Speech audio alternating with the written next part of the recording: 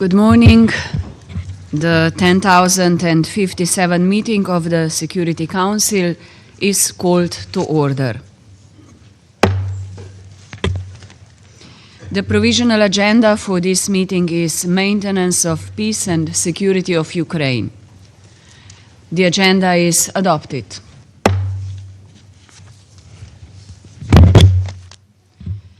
In accordance with Rule 37 of the Council's Provisional Rules of Procedure, I invite the representatives of Estonia, Moldova, Norway, Poland, Romania, and Ukraine to participate in this meeting. It is so decided.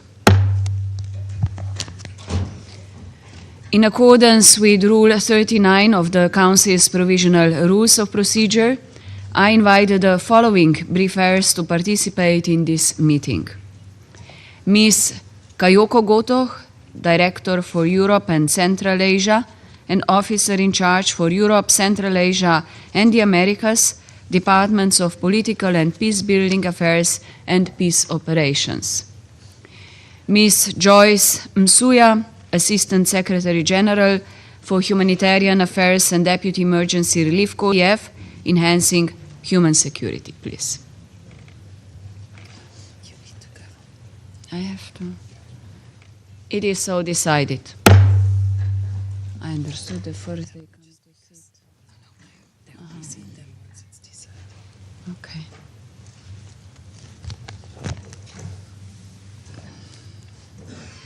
In case anyone wants to object. Okay.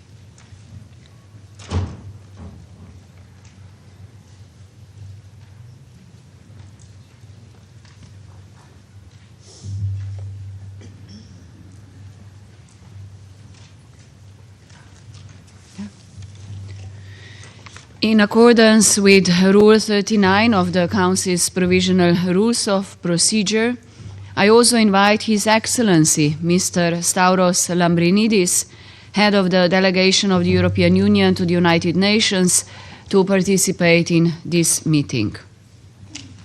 It is so decided. The Security Council will now begin its consideration of item 2 of the agenda. I now give the floor to Ms. Kayoko Goto. Madam President, as the holiday season approaches, Ukrainian civilians are preparing to end yet another difficult year of war, without a ceasefire and with uncertain prospects for lasting peace. Despite cautious optimism around resumed diplomatic efforts, 2025 has been one of the deadliest for the people of Ukraine. Civilian casualties between January and November this year were 24% higher compared to the same period in 2024. These figures continue to increase as the Russian Federation escalates its aerial attacks across Ukraine. On the night of 5 and 6 December, dozens of civilians were injured and hundreds of thousands left without power and basic utilities, following large-scale Russian missile and drone strikes targeting energy and transport infrastructure in 10 regions across Ukraine.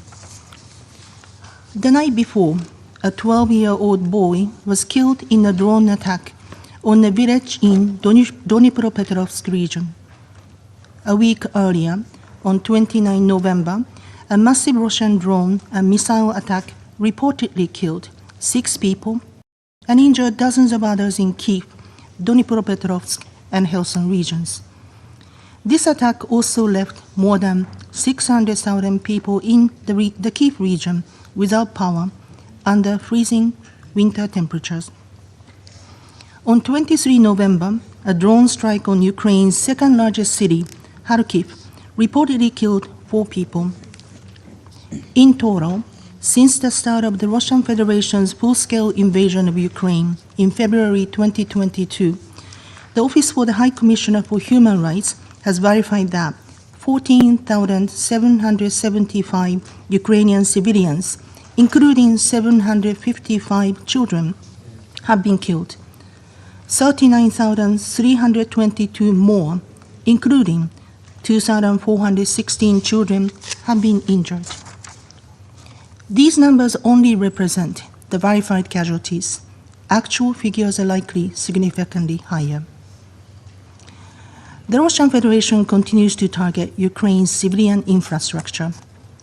Systematic attacks on energy infrastructure in the middle of winter threaten to leave millions without reliable heating, water, and public transportation as temperatures drop.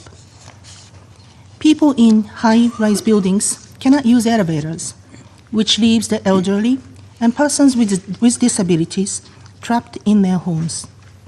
This year alone, more than 340 educational facilities in Ukraine have been damaged or destroyed, depriving children of their right to education. Local authorities from frontline communities of Donetsk, Kharkiv, Kherson, and Sumy regions reported that access to essential services had collapsed.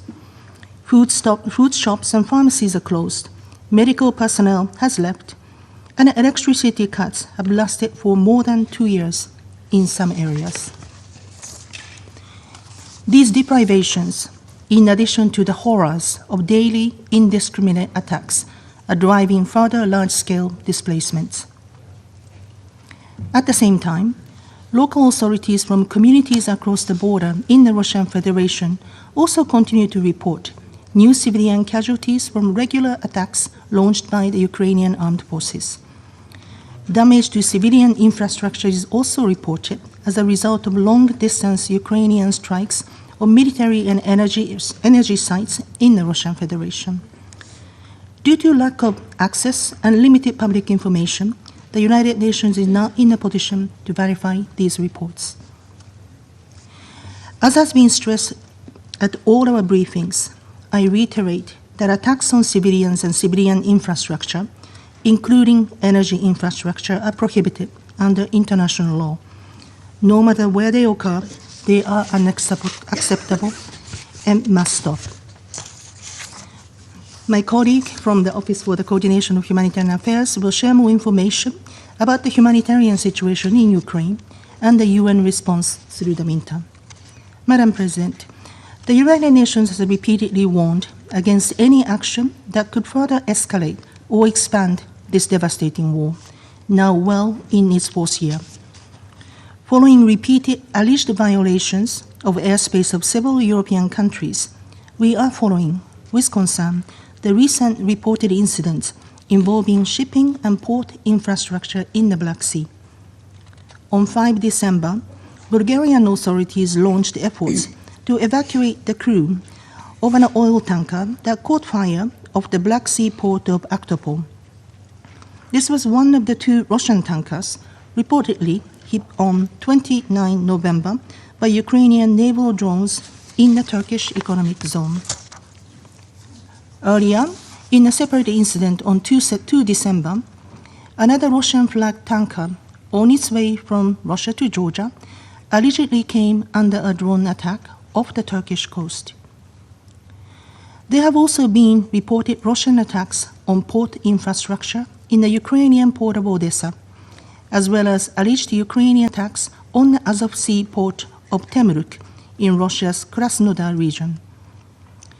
While no casualties were reported, these incidents represent yet another step in the current dangerous cycle of escalation. We continue to urge all concerned to de-escalate tensions and to prevent the risk of further expansion of this conflict. This certainly also applies to the immense danger the war poses to nuclear sites.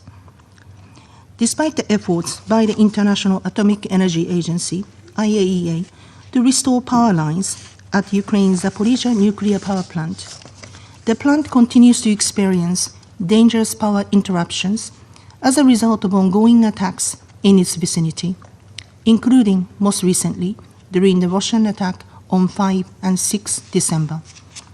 IAEA has also conducted a comprehensive safety assessment of the new safe confinement at the Chernobyl site, which was severely damaged in the drone strikes in February. According to the assessment, the confinement had lost its primary safety functions, including the confinement capability. No permanent damage to its load-bearing structures or monitoring system was, however, found. Any military actions endangering the safety and security of nuclear plants are unconscionable, irresponsible, and must immediately cease. Madam President, we remain deeply concerned about systematic violations of human rights and international humanitarian law in the areas of Ukraine occupied by the Russian Federation, as reported by OHCHR. These violations undermine the principles of international humanitarian law set to safeguard human dignity and the protection of civilians. We recall the international obligations with regards to treatment of prisoners of war, including related to access to information regarding their places of detention. We are encouraged by the earlier exchanges of prisoners of war between Ukraine and the Russian Federation and urge their continuation, as well as scaled-up returns of Ukrainian children and civilian detainees without delay.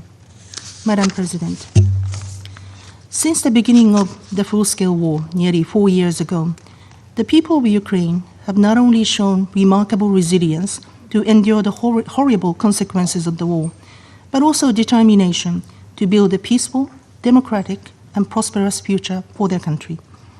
We have seen this consistently in the action of Ukrainian civil society, in particular organizations led by women and young people. People of Ukraine want peace that is just and lasting. Meeting their aspirations and enduring the long-term stability of the region must remain our collective focus and priority. That is why we remain hopeful that ongoing diplomatic efforts led by the United States can help bring this war to a negotiated end.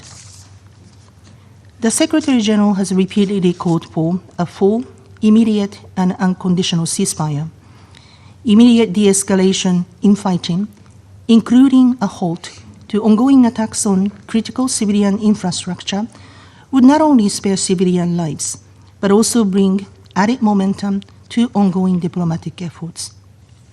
We urge all stakeholders to actively engage in and support an inclusive diplomatic process in pursuit of a just, lasting, and comprehensive peace.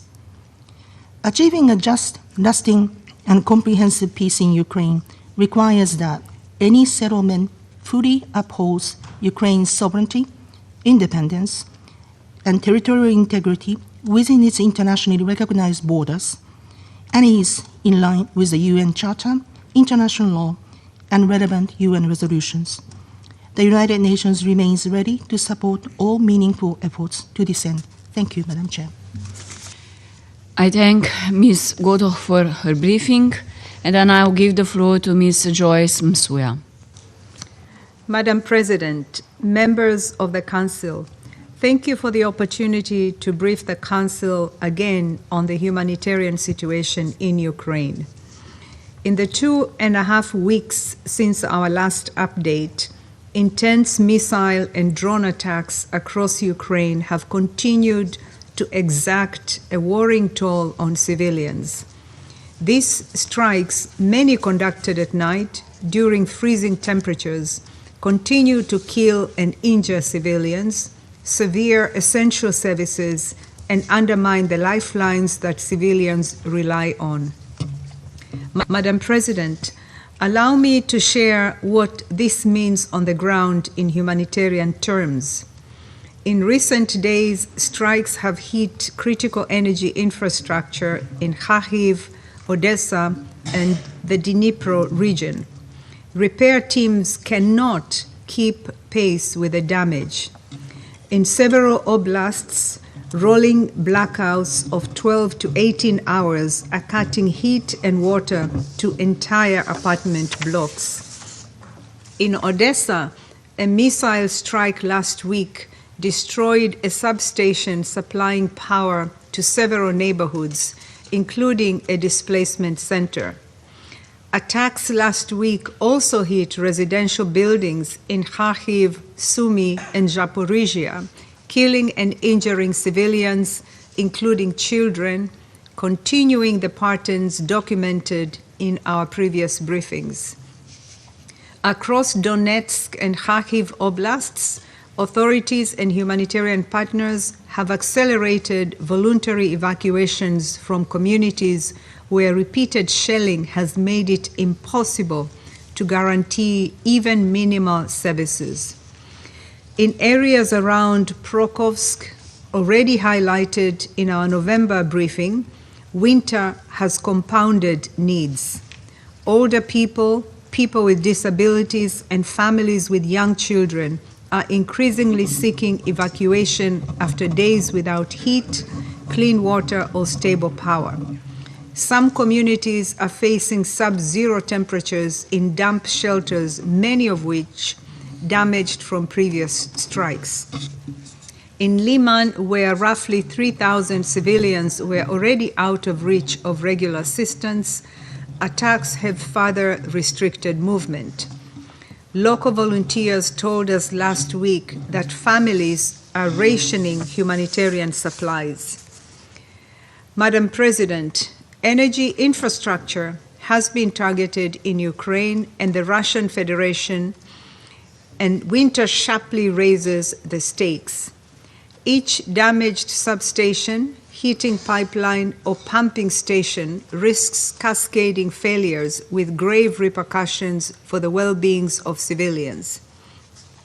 In Kherson, a strike last week damaged a heating plant serving thousands of residents. A doctor from the nearby clinic shared with our team, and I quote, "People can survive without electricity for a time, but not without heat. Without heat, our elderly patients decline within hours," end of quote. WHO has verified hundreds of attacks on healthcare this year, attacks which kill, injure, and cripple health services when illnesses, hypothermia risks, and trauma cases surge. International humanitarian law is unequivocal. Civilians and civilian objects, wherever they are, must be protected, and constant care must be taken to spare them. Indiscriminate attacks, including attacks that cause disproportionate incidental death or injury to civilians or damage to civilian objects, are strictly prohibited. As the 22nd meeting of states parties to the Anti-Personnel Mine Ban Convention concluded last week, it is timely to renew the UN's grave concern over states' intention to withdraw from this treaty and the concerning retreat from international humanitarian law this represents. Anti-personnel landmines protect no one. Madam President, humanitarian partners continue to deliver assistance whenever and wherever access allows. Over recent weeks, winter clothing, blankets, and thermal supplies have been pre-positioned in frontline oblasts, and community points have been established to provide civilians with access to heat, electricity, and basic services during outages. Collective centers have been expanded for families arriving through evacuation corridors. Mobile health teams are traveling to areas experiencing prolonged outages. And interagency convoys continue to deliver food, water purification tablets, medical supplies, and shelter materials. So far this year, 44 convoys have reached 50,000 civilians in the hardest to reach communities along the front line. But access to some frontline areas remains extremely challenging. Active hostilities, damaged roads, and security restrictions regularly delay or suspend humanitarian operations. Humanitarian personnel facing rising dangers. In December so far, one aid worker was injured in Kherson region, with 8 cases of damage to humanitarian offices, assets, and aid distribution sites, according to OCHA's Access Monitoring and Reporting Framework. As noted in our last briefing, a clearly marked UN convoy in Kherson was struck in October while attempting to deliver aid, underscoring growing dangers to aid workers. International humanitarian law also demands that humanitarian personnel and assets be protected. Engaging in dialogue with the relevant parties is essential to ensure they do not recur. Beyond these challenges, significant portions of the country remain out of humanitarian reach. While the UN does not have humanitarian operations in parts of Ukraine under occupation by the Russian Federation, our position is clear. We stand ready to deliver assistance to all civilians in need wherever they are, prioritizing solely on the basis of humanitarian need. Madam President, as winter deepens and access tightens, our ability to respond hinges on timely and sufficient funding. Yet funding shortfalls continue to constrain winter operations. Only 65% of the $279 million required for the winter response plan has been received, forcing cuts to the very services, cash assistance, heating support, mental health care, and protection for women and girls that are most critical in winter. The Global Humanitarian Overview released yesterday underscores the scale of these needs. 10.8 million people need assistance in 2026, and $2.3 billion is needed to target 4.1 million of them. The regional refugee response also remains substantial. Given this magnitude, even a modest shortfall leaves tens of thousands without the support they need for survival. Underfunding has a human cost. Families face freezing temperatures without heating support. Women and girls lose access to safe spaces, and older people in frontline communities are left without the means to evacuate. Madam President, today the humanitarian consequences are clear. Attacks harming energy systems are pushing cities toward blackout. Strikes in residential areas are uprooting families midwinter, and humanitarian access constraints are depriving the most vulnerable where suffering is highest. I urge you, members of the Council, to use the tools at your disposal, your voice, your influence, your unity where possible, to ensure three things. First, that the rules of war are upheld in practice, not only in principle, to protect civilians and civilian infrastructure. Your collective influence on the protection of civilians carries weight. Second, and equally a matter of compliance with the rules of war, that safe, unimpeded humanitarian access to civilians in need be facilitated. When assistance is endangered, blocked, or delayed, the consequences are immediate and severe. Third, that humanitarian action is funded in line with the scale of need. Member state decisions will determine whether families face this winter with or without heat, medical care, and shelter. Madam President, the people of Ukraine do not have the privilege of waiting for better conditions. They are enduring a fourth winter since the escalation of this war, under fire and in the dark. What they need from this Council is not only sympathy, but concrete actions to reduce harm and safeguard the humanitarian action that stands between survival and catastrophe. Your actions in the coming weeks will influence whether this winter becomes another chapter of avoidable suffering, or a moment when the Council helped prevent it? Thank you.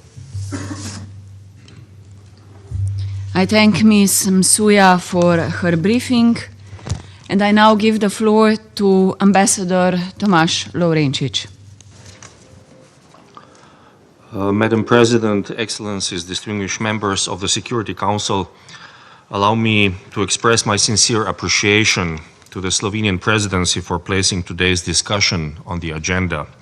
I address you as the Director of ITF Enhancing Human Security, a humanitarian organization established by the government of Slovenia that has worked for nearly 3 decades in conflict-affected countries to clear mines, assist victims, and help communities recover.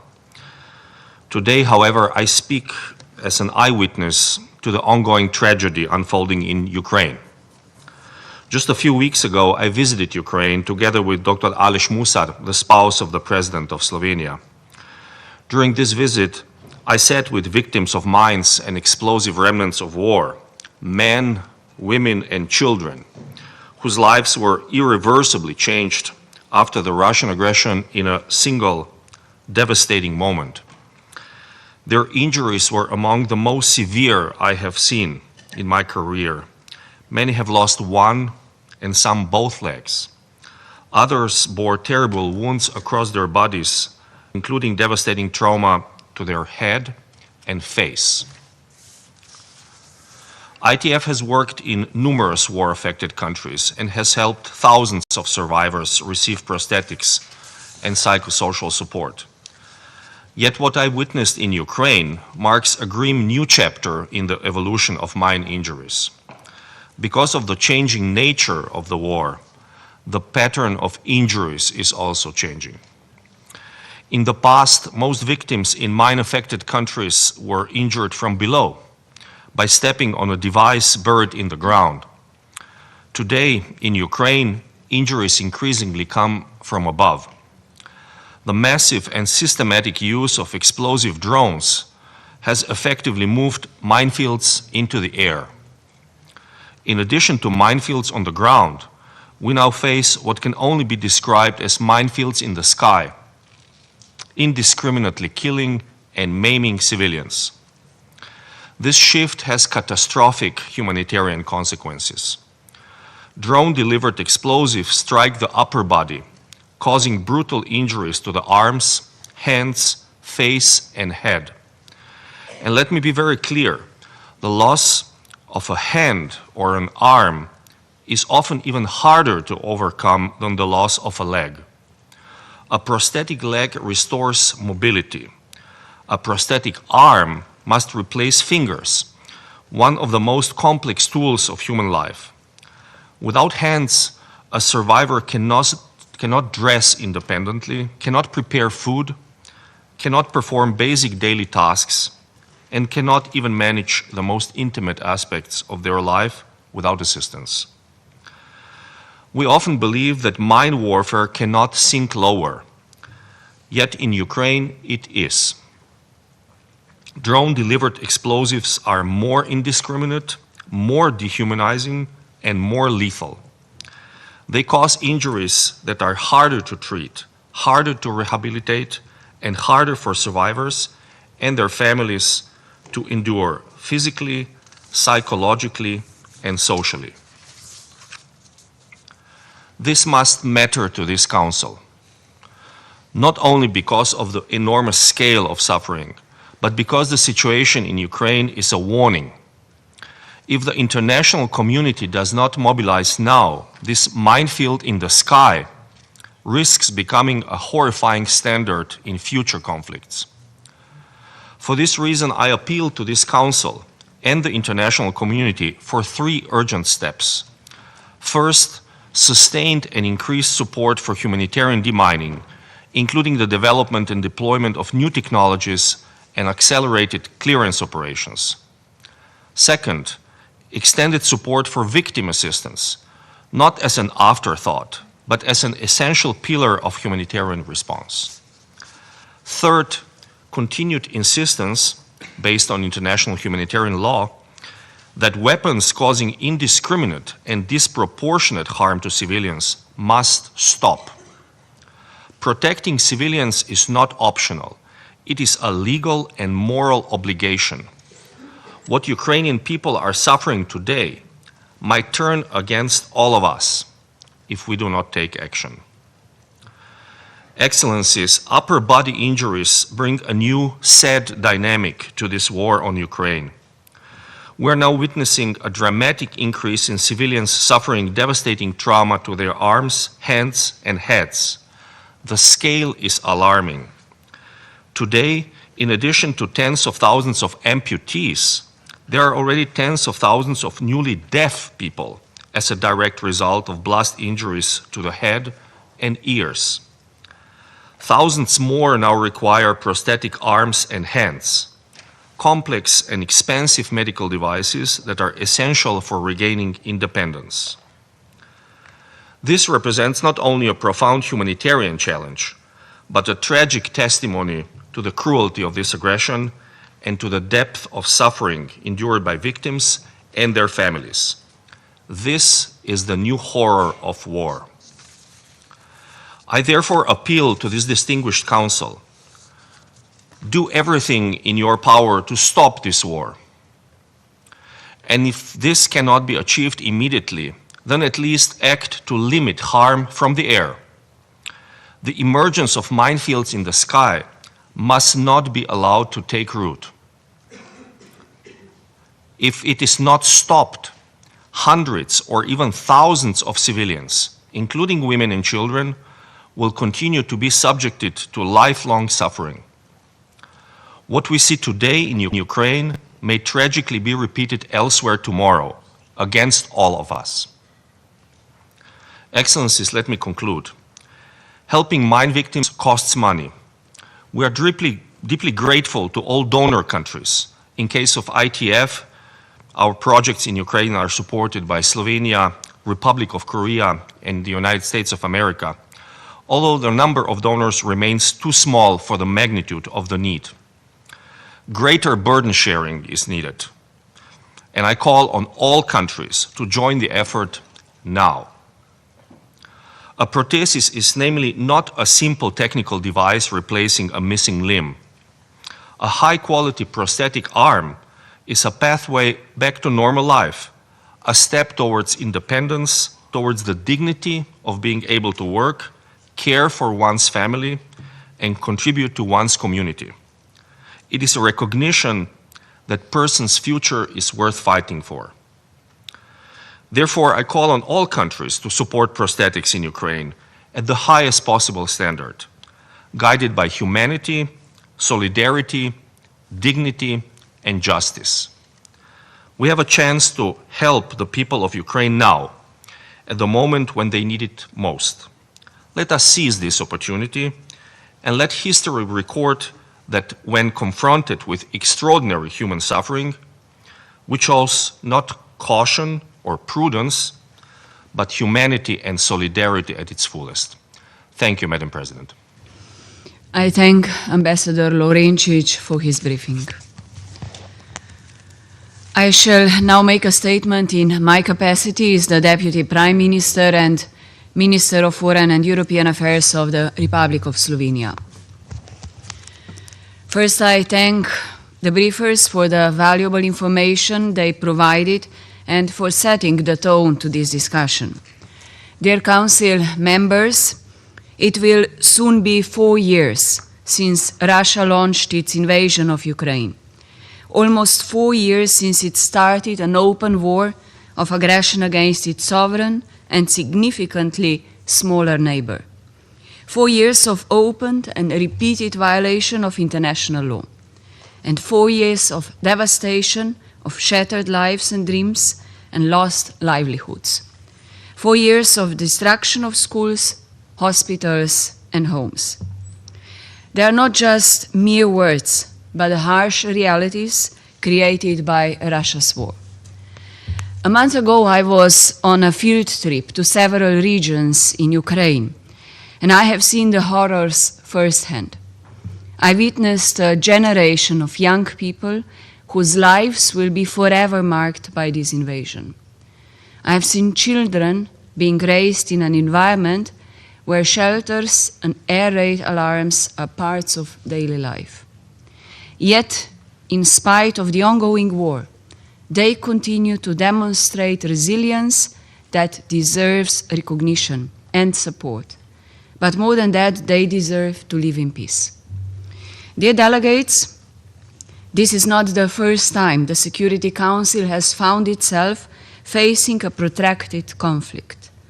However, we cannot leave and allow the value of human lives to decrease with each anniversary of the war. We object to Russia's escalation of the war while peace talks are underway. Russia continues to escalate its war. Swarms of drones are growing larger. Ballistic missiles are flying farther away from the front line, and we have even seen airspaces of other countries violated. On the receiving end of all these are civilians. Violence against them is visibly on the rise. In 2025, the number of civilian casualties rose for more than a quarter compared to last year. And as winter is setting in, the weakest parts of society continue to bear the brunt of the war. Civilians are in a dire need of an end to hostilities, and it is our responsibility to respond to a dire situation on the ground. We have reliable data provided to us by the briefers. We have trustworthy information from the UN presence in the country. As Council members, we must speak against blatant violations of humanitarian international law. Speak against abductions and forcible transfers of children, condemn territorial conquest, and denounce the erosion of the foundation of this very organization. Ambassadors, this war needs to end. As a first step, both sides should urgently agree to a full and unconditional ceasefire. 14 members of this Council keep demanding it. Ukraine has agreed to it months ago. We reiterate our call on Russia to do the same. Only with an end to the fighting, meaningful peace negotiations between Russia and Ukraine can take place. And only then a just peace can be achieved. A peace firmly rooted in the principles of the UN Charter, a lasting peace for Ukraine, shaped by Ukraine. And until then, Slovenia will continue to stand by Ukraine. And it will keep calling for peace and demanding respect for international law across the board by everyone, everywhere, at all times. I resume my function as President of the Council, and I now give the floor to the representative of Denmark. Thank you, Madam President. And let me also thank the briefers for sharing their insights. Before addressing the latest wave of Russian attacks on Ukraine, as described by our briefers, let me first reaffirm several fundamental principles that we believe must define a viable path to peace in Ukraine. First, Denmark called for an immediate ceasefire. It is the only credible first step towards a comprehensive, just, and lasting peace in Ukraine in line with international law, including the UN Charter. A ceasefire could allow for much-needed trust building between the parties, while lending hope for an urgently needed break from war for the civilian population. Second, Ukraine needs credible and robust security guarantees. Ukrainians must be able to live in confidence that the nightmare they are currently enduring will not repeat itself. Third, nothing about Ukraine without Ukraine. This peace has to be driven for and with Ukraine. And of course, the region also has to be involved. When European security is on the table, Europe has to be at the table. Denmark appreciates the efforts of the United States to bring peace to Ukraine and fully supports all efforts to reach a peace agreement in Ukraine based on these principles. Principles that uphold Ukraine's independence, sovereignty, and territorial integrity as enshrined in the UN Charter. It is often claimed in this chamber that Europe is prolonging the war by supporting the defense of Ukraine. That is not the case. We support Ukraine because its people are dying at the hands of their much larger neighbors' aspiration to change borders with brute force. For the sake of Ukraine, and for the sake of European and international peace and security, we cannot allow Russia to benefit from such deplorable actions. Madam President, turning to the developments on the ground, our briefers have been clear. Russia's attacks have continued unchecked and unabated. At this critical moment, the international community must stand with Ukraine. The country has entered its fourth winter since the launch of Russia's full-scale invasion. With months of freezing temperatures ahead, Russia is intensifying its attacks against civilians and civilian infrastructure. Such attacks are a clear violation of international humanitarian law. As we've heard this morning, Russian bombs keep falling over cities and civilian infrastructure, destroying access to electricity, heating, and clean drinking water. While the world calls for peace, Ukraine is experiencing massive airstrikes and power outages for hours on end every single day. Last week, the UN General Assembly adopted a resolution condemning Russia's illegal abduction of Ukrainian children in the temporary occupied territories. We reaffirm that condemnation today. It was relieved to learn that 7 children were recently reunited with their families in Ukraine. We stress that all children must be reunited with their families immediately and without conditions. Children should never be subject to such inhumane treatment, nor should they be used as political bargaining chips. We call for all perpetrators to be held accountable. Madam President, Russia's actions leave us in no doubt that it is not serious about peace. While Ukraine agreed to a ceasefire long ago, Russia continues to dismiss any such calls and persistently reiterates unacceptable demands. Just last week, President Putin confirmed that Russia will seize the Donbas region by any means. Let us be clear. Russia is seeking the capitulation of Ukraine. Madam President, in closing, the Ukrainian people have suffered too much for too long. They deserve to return to their homes and to rebuild their lives and their country in peace and prosperity. Denmark remains steadfast in our support to this objective. I thank you. I thank the representative of Denmark for the statement, and I now give the floor to the representative of Panama. Gracias, señora presidenta. Panamá agradece la valiosa información compartida por la señora Kayoko Goto, funcionaria interina de la División de Europa, Asia Central y las Américas en el Departamento de Asuntos Políticos y de Construcción de la Paz, de la señora Joyce Mitsuya, subsecretaria general de Asuntos Humanitarios y Emergencia, y de su excelencia Tomás Lovrenzi, director de ITF Enhancing Human Security. Tomamos nota de la presencia de los representantes de las delegaciones que nos distinguen con delegations that do us the honor of attending our meeting today. We're meeting once again to analyze the consequences of the war in Ukraine as the fourth year of hostilities draws to a close. Panama here reaffirms its concern for the civilian population that continue to disproportionately suffer under the daily drone and missile attacks. Consequently, a cessation of hostilities and the cessation of attacks on civilian areas is urgent and cannot be postponed. We have reiterated this appeal on several occasions in this chamber, and the result is indifference towards compliance with international law and international humanitarian law. Another result is clear violations of the fundamental principles of the United Nations Charter. Allowing this war to drag on, moreover, erodes the legitimacy of the fundamental purpose of this organization. It was designed precisely to spare humankind from the scourge and suffering of war. Honoring the principles of the Charter requires that we step up our efforts in endeavors that promote the restoration of international peace and security in Europe. We must also focus on efforts to revive hope of peaceful coexistence between Russians and Ukrainians.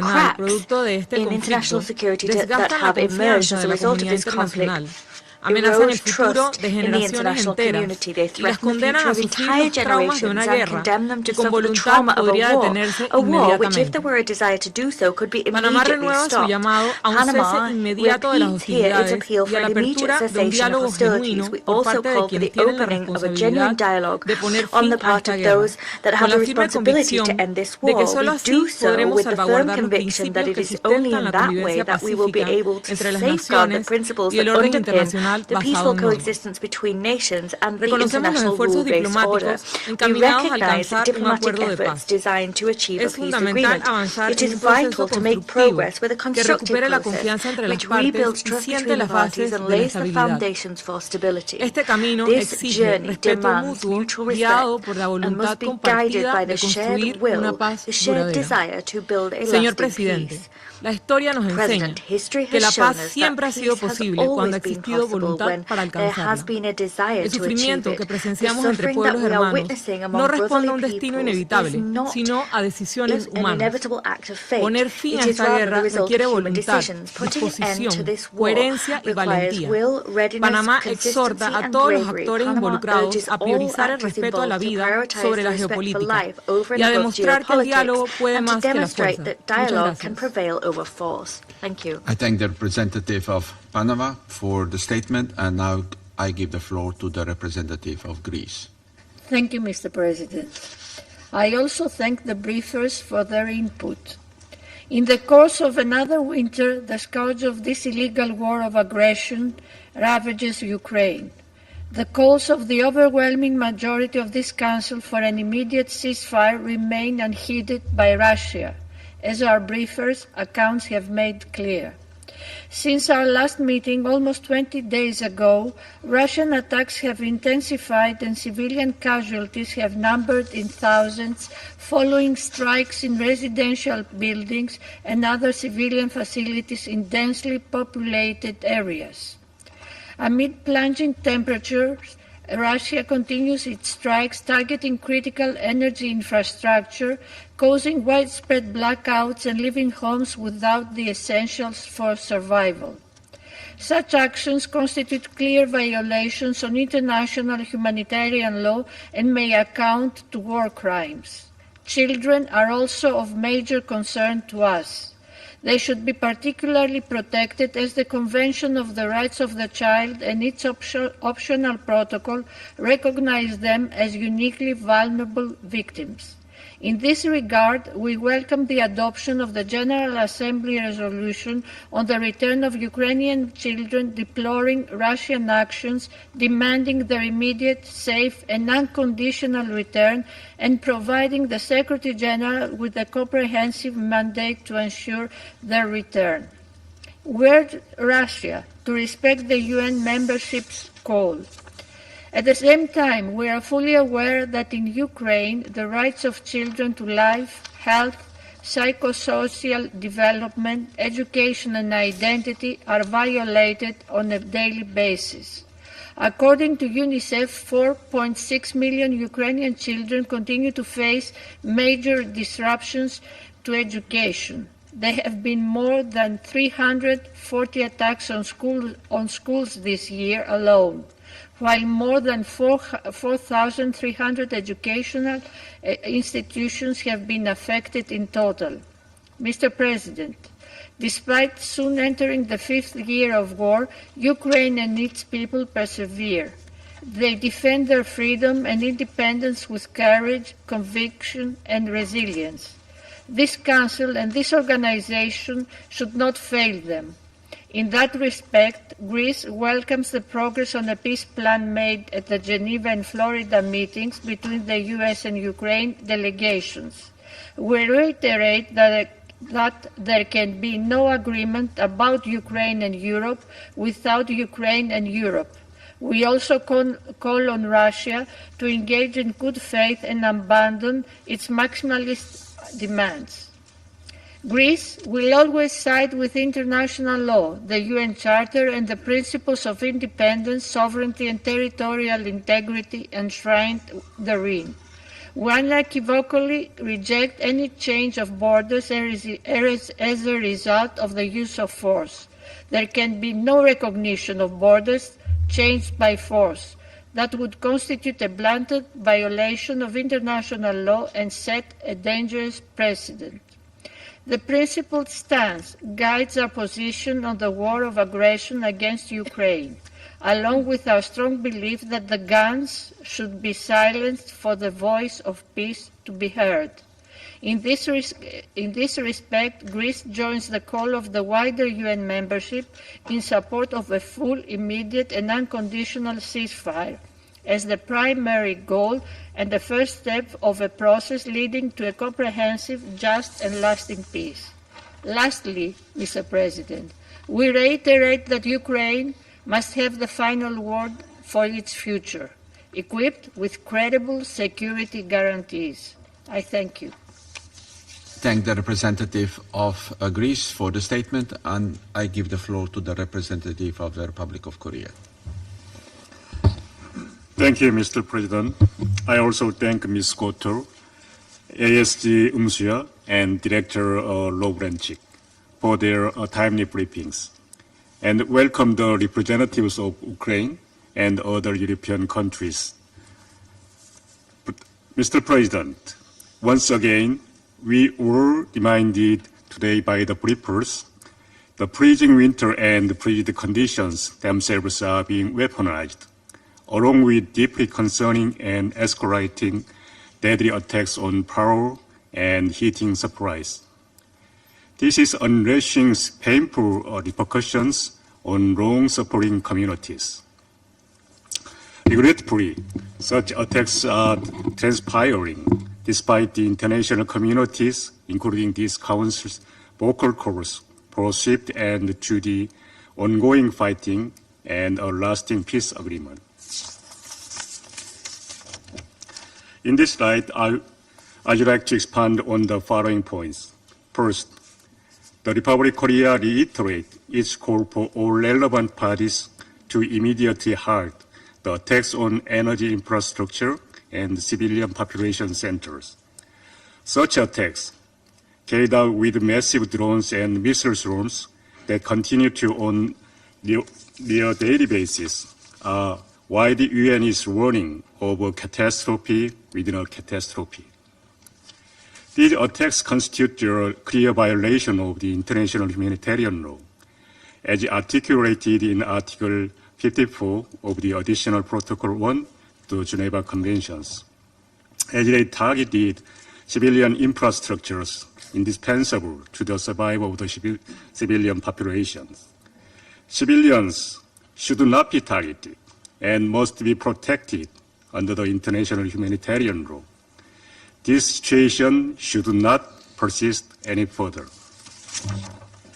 Second, even if the humanitarian situation were to be improved, we emphasize without end to the war. Such improvement would be merely temporary. In this connection, the Republic of Korea is supportive of ongoing U.S. leadership to advance dialogue with your view to pursue rapid and tangible steps toward a peace plan that can ensure lasting peace between Russia and Ukraine. We note with attention that diplomatic efforts to halt this senseless loss of life have seen positive developments in recent weeks. We take this opportunity to implore all key leaders and stakeholders to do all they can do, foster sustainable peace and save lives at this particularly vital juncture for the region and the world. Third, we cannot overlook the fact that one of the key obstacles to ending this war is the Russian and DPRK military cooperation, which include illicit arms and ballistic missile transfers and troop deployment. This cooperation continues to prolong the conflict and facilitate its progression to that of global scope in a manner that both dangerous and unpredictable. This is clear violation of international law, including the UN Charter and multiple Council resolutions, and undermines the global non-proliferation regime. My government once again strongly urges Russia and DPRK to immediately cease their unlawful military cooperation. Mr. President, we must not allow people of Ukraine to endure yet another harsh winter, and we must collectively reinvigorate all efforts for peace. For its part, the Republic of Korea reaffirms its full commitment to ending this war and standing with Ukrainian people as they rebuild their country and project a brighter or more secure future. Thank you. I thank the representative of the Republic of Korea for the statement, and I give the floor to the representative of China.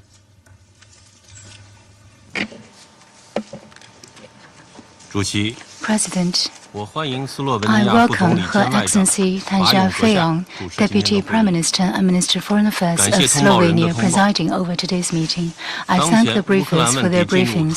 The Ukraine issue has now entered a critical phase towards a negotiated settlement. Discussions at international level are increasingly converging on negotiation, moving closer to peace.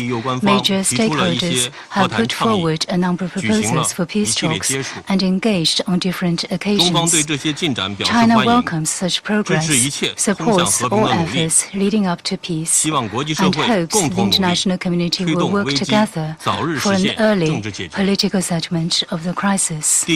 First, joint efforts must be made to advance the peace talks. Peace talks cannot happen overnight.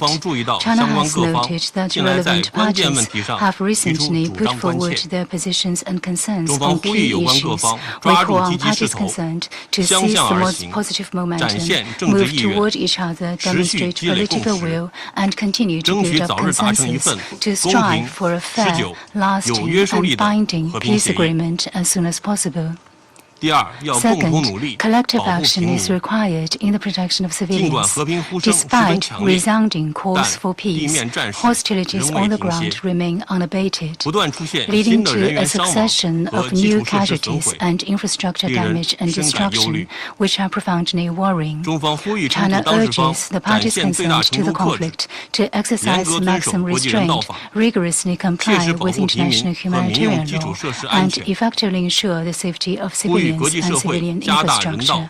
We call on the international community to step up humanitarian assistance to help affected populations tide over their hardships. Third, uniting in efforts to create an European security architecture. While parties concerned had reached the Minsk and New Minsk agreements, the Ukraine crisis eventually erupted. The underlying reason being the failure to properly address their respective security concerns and tackle the root causes of the conflict.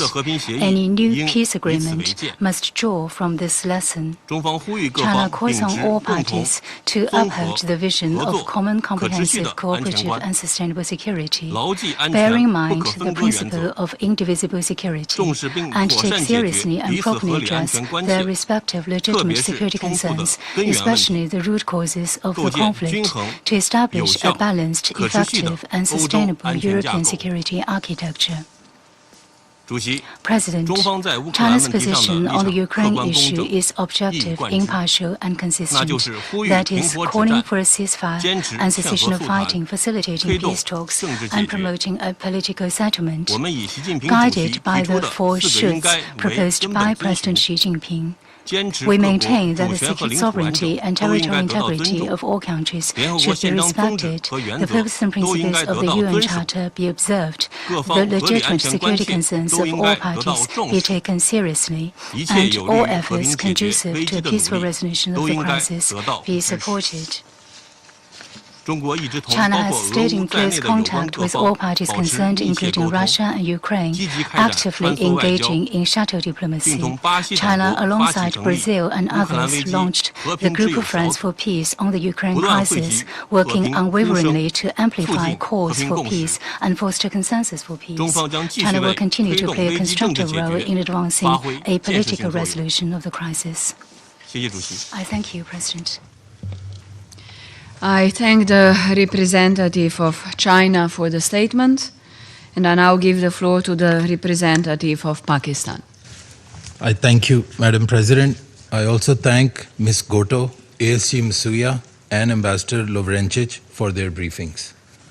Regrettably, the conflict in Ukraine continues to rage, upending the lives and livelihoods of millions over the course of the past almost 4 years.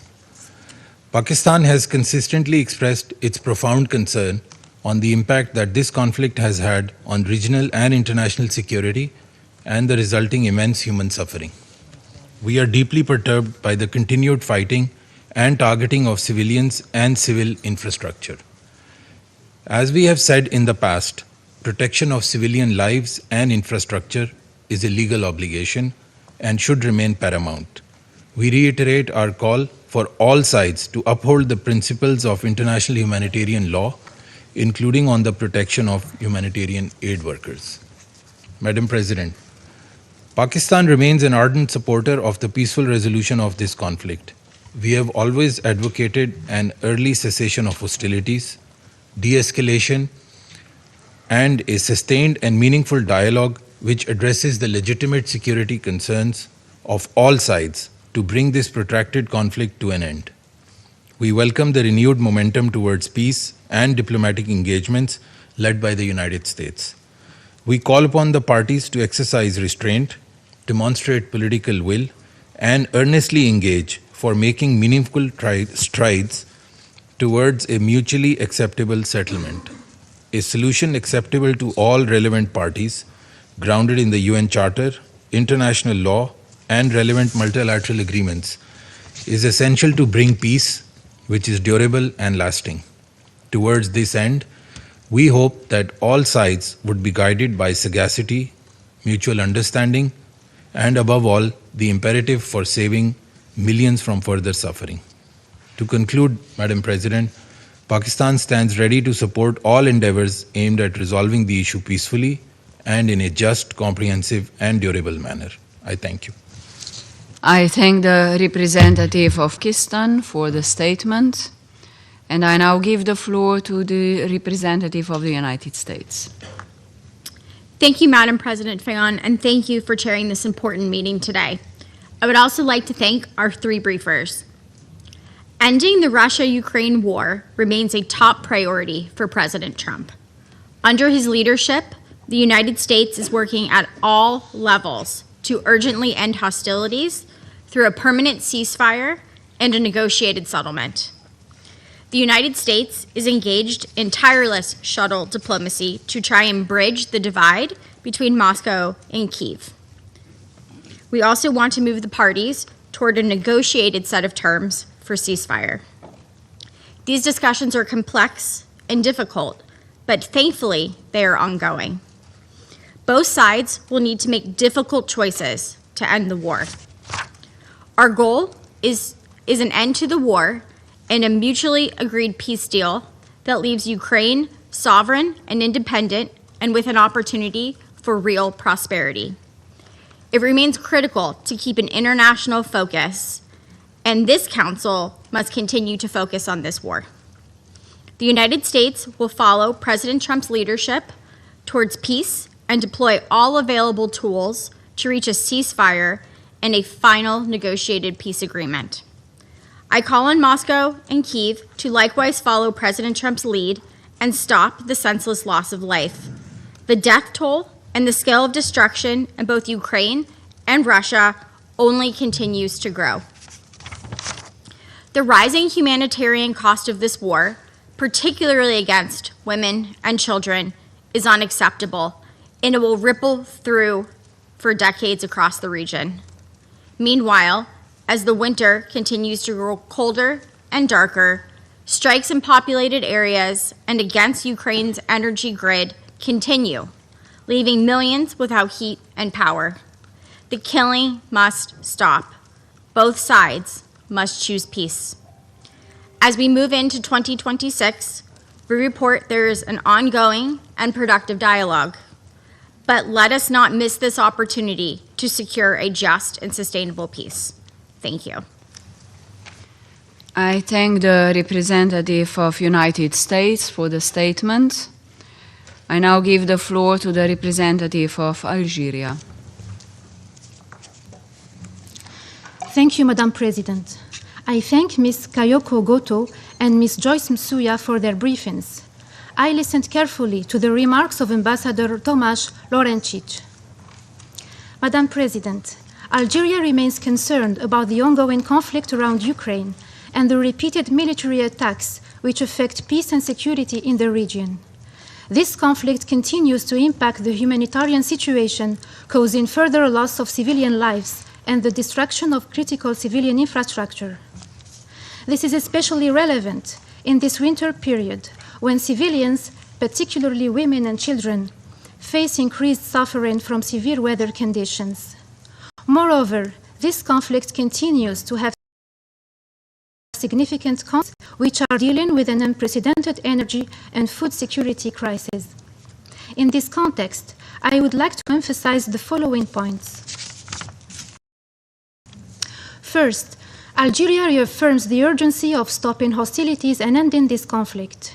We also reaffirm the paramount need to protect civilians and civilian infrastructure through the full respect of international law, including international humanitarian law.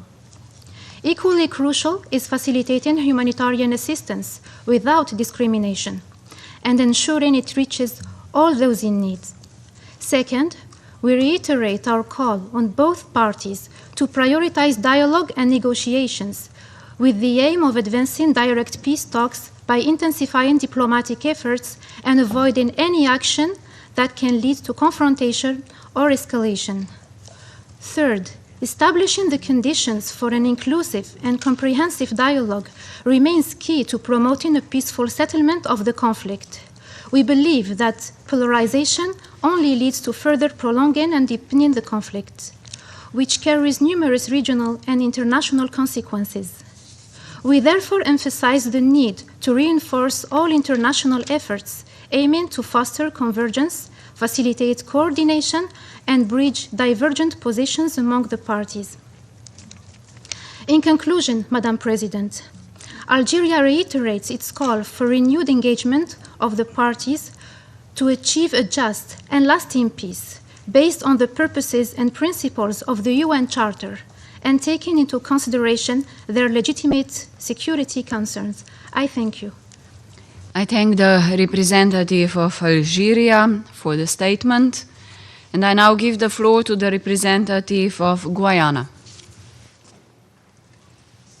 Thank you, Madam President. Guyana thanks Ms. Goto and ASG Msuya for their briefings and welcomes the contribution of Ambassador Lorencic. We also welcome the participation of Ukraine, Poland, Norway, Romania, Estonia, Moldova, and the European Union in the meeting.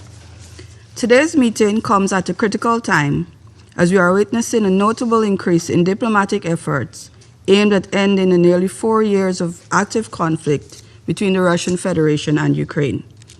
A conflict that has been marked by violation after violation of international law from its inception, and which continues to have a devastating toll on the lives of civilians in both countries.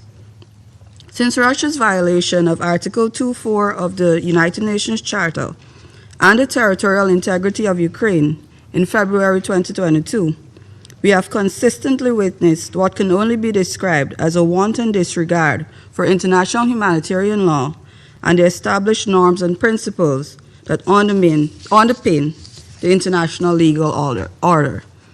Just recently, and even as the parties are engaged in peace talks, there was an increase in drone and missile strikes impacting civilian and critical infrastructure and resulting in the loss of civilian lives across several regions.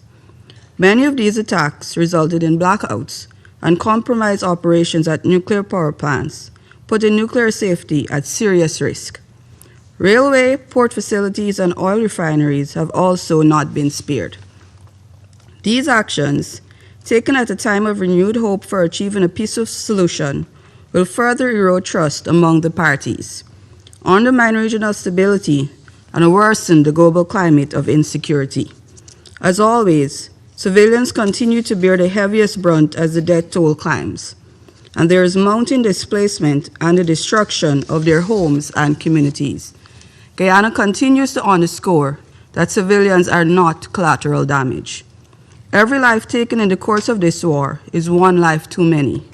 We call on the parties to take meaningful action to halt further violations, uphold their obligations under international law, including international humanitarian law and international human rights law, and to take constant care to spare civilians from harm. Moreover, we call upon the parties to the conflict to cease hostilities on humanitarian grounds as the peace talks continue, and to foster a conducive environment for the ongoing negotiations towards a definitive ceasefire.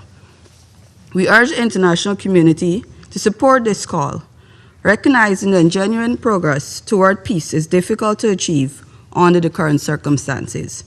The only viable path toward resolving the conflict peacefully lies in sustained dialogue, genuine engagement, a steadfast commitment to a diplomatic solution, and firm adherence to established international norms. As the peace talks continue, we hope that they will lay the foundation for a future marked by stability and security for both Ukraine and the Russian Federation. The outcomes of these discussions must therefore be rooted in the purposes and principles of the United Nations Charter, including sovereignty and territorial integrity. We take positive notes of the recent comments indicating that some aspects of the peace negotiations have been both substantive and constructive. We hope that this spirit of cooperation and constructive engagement will endure, paving the way for a lasting and comprehensive end to the conflict. I thank you. I thank the representative of Guyana for the statement, and I now give the floor to the representative of France.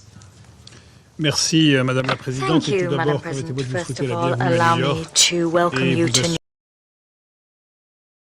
York as Slovenia takes up the presidency of the Council. I also wish to thank Ms. Kayoko Gotu, officer in charge at the DPPA. I'd also like to thank Ms. Joyce Musuya, Assistant Secretary General for Humanitarian Affairs, and Ambassador Tomas Lorencic. I thank you all for your enlightening briefings on a situation which unfortunately continues to worsen. As we speak, Madam President, the United States en coordination avec les Européens, multiplie les démarches diplomatiques à la recherche d'une solution durable pour mettre un terme à l'agression russe en Ukraine. Et à ce même moment, Moscow is stepping up its own offensive. Moscow is pushing against the front lines to annex more Ukrainian territory. Moscow is ratcheting up its mass and deliberate attacks against the people of Ukraine, against its energy infrastructure, against its railways and its ports, this in violation of international humanitarian law. The Ukrainian people is preparing to face its fifth consecutive winter under Russian bombs, deprived of heating and electricity. But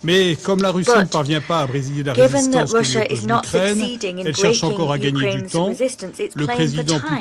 President Putin does not hide that fact when he speaks about liberating territory with the force of weapons if the Ukrainian army doesn't withdraw. And should we need to remind it, he talks about territory snatched from Ukraine by force, the territory that has been illegally occupied. It's clear that he's not looking for peace, he's looking to defeat Ukraine and subjugate them. Russia is doggedly pursuing military escalation instead of seizing the opportunity of negotiations underway to heed the appeal of the vast majority of the international community, that of members of this Council and of the UN Secretary General, for a comprehensive, immediate and unconditional ceasefire. Madam President, this appeal for a ceasefire and de-escalation d'actualité. La Russie doit enfin s'engager de bonne foi dans les négociations, en commençant par faire taire les armes, au lieu de recourir à des manœuvres dilatoires qui ne font que prolonger la guerre et qui, au fond, ne trompent personne. Ces négociations doivent se poursuivre en prenant en compte les intérêts des parties les plus concernées. Rien sur l'Ukraine sans l'Ukraine, rien sur la sécurité des Européens sans les Européens. Madame la Présidente, permanente, la France prend sa part aux efforts de paix. Elle agit aux côtés de l'Ukraine, de ses partenaires européens et des États-Unis pour construire les garanties de sécurité indispensables à une paix juste et durable. Cette paix ne peut être la capitulation de l'agressé. Elle devra préserver la souveraineté de l'Ukraine, sa capacité à exercer son droit de légitime défense et prévenir toute nouvelle agression. C'est le sens de la réunion tenue hier à Londres entre les dirigeants de la France, de l'Allemagne et du Royaume-Uni, ainsi que le chef de l'État ukrainien, mais aussi de la réunion de la coalition des volontaires, tenue en présence des États-Unis et de l'Ukraine le 25 novembre dernier. Nous continuerons dans les prochains jours à nous coordonner étroitement en ce sens avec tous nos partenaires et nous continuerons avec eux à redoubler d'efforts afin de contraindre la Russie à la paix. Madame la Présidente, la France rappelle son soutien indéfectible à la souveraineté, à l'indépendance et à l'intégrité territoriale de l'Ukraine. Au-delà de la sécurité européenne et de la stabilité mondiale, c'est la préservation des principes fondamentaux de la Charte qui est en jeu. La France ne cessera avec ses partenaires de soutenir dans la durée l'Ukraine et continuera à œuvrer sans relâche à l'établissement d'une paix durable. Je vous remercie. I thank the representative of France for the statement, and I now give the floor to the representative of Sierra Leone. Thank you, Madam President, Your Excellency Tanja Fajon, Deputy Prime Minister and Minister of Foreign Affairs of Slovenia. I thank Ms. Kayoko Goto and ASG Joyce Msuya for their informative briefings. I also thank Ambassador Tomas Lorencic for his contribution. 1,384 days into this conflict, the civilian population continues to bear the brunt of ground and aerial attacks in Ukraine. We therefore urge the parties to prioritize dialogue and engage in good faith diplomatic negotiations in pursuit of ceasefire leading to a lasting peace agreement and just peace. As the humanitarian crisis in Ukraine deepens with the advent of a fourth severe winter, Sierra Leone reinforces the imperative for the immediate cessation of hostilities. In view of the foregoing, we will make 3 points. First, it is imperative that direct talks between the parties be held at the highest political levels to address the possibility of an immediate, unconditional ceasefire as the starting point for a just and lasting peace. For the better part of 2025, the United States have held diplomatic efforts between the two parties for a ceasefire agreement. We welcome these efforts and note the progress made towards the release and exchange of prisoners of war and civilian detainees and the return of Ukrainian children. These steps, as well as the fact that both parties continue to stay engaged in diplomatic processes at various levels, are all positive indications that there are opportunities at this moment in time for good faith negotiations on a ceasefire. These critical ongoing talks ultimately require participation from the highest political offices of both the Russian Federation and Ukraine. In this regard, we reiterate our support for a diplomatic solution in full respect for the Charter of the United Nations, especially the principles of sovereignty, independence, and the territorial integrity of states. In this context, Ukraine within its internationally recognized borders. Second, Sierra Leone continues to emphatically reiterate that deliberate attacks on civilians and civilian infrastructure are prohibited and amount to war crimes under international humanitarian law. Unfortunately, this conflict has been characterized by continuous deliberate airstrikes on heavily populated areas of Ukraine with devastating consequences. These attacks on critical energy, water, health, and other civilian infrastructure continue to exacerbate the humanitarian crisis in Ukraine. Since 2022, Ukraine's energy infrastructure has been severely damaged, reducing generation and transmission capacity. It is reported that Ukraine has lost over 50% of its gas production capacity. This dramatic loss of energy capacity has resulted in power and heating cuts for millions of people across the country. With the onset of winter, vulnerable groups, especially older people and persons with disabilities, have been particularly affected by these disruptions in energy services. It is important that there is urgent and increased support for the Ukraine Humanitarian Response Plan, including the winterization aid plans.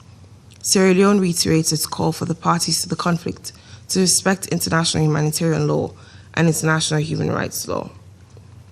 Third, accountability and justice mechanisms for addressing human rights violations and war crimes committed during this conflict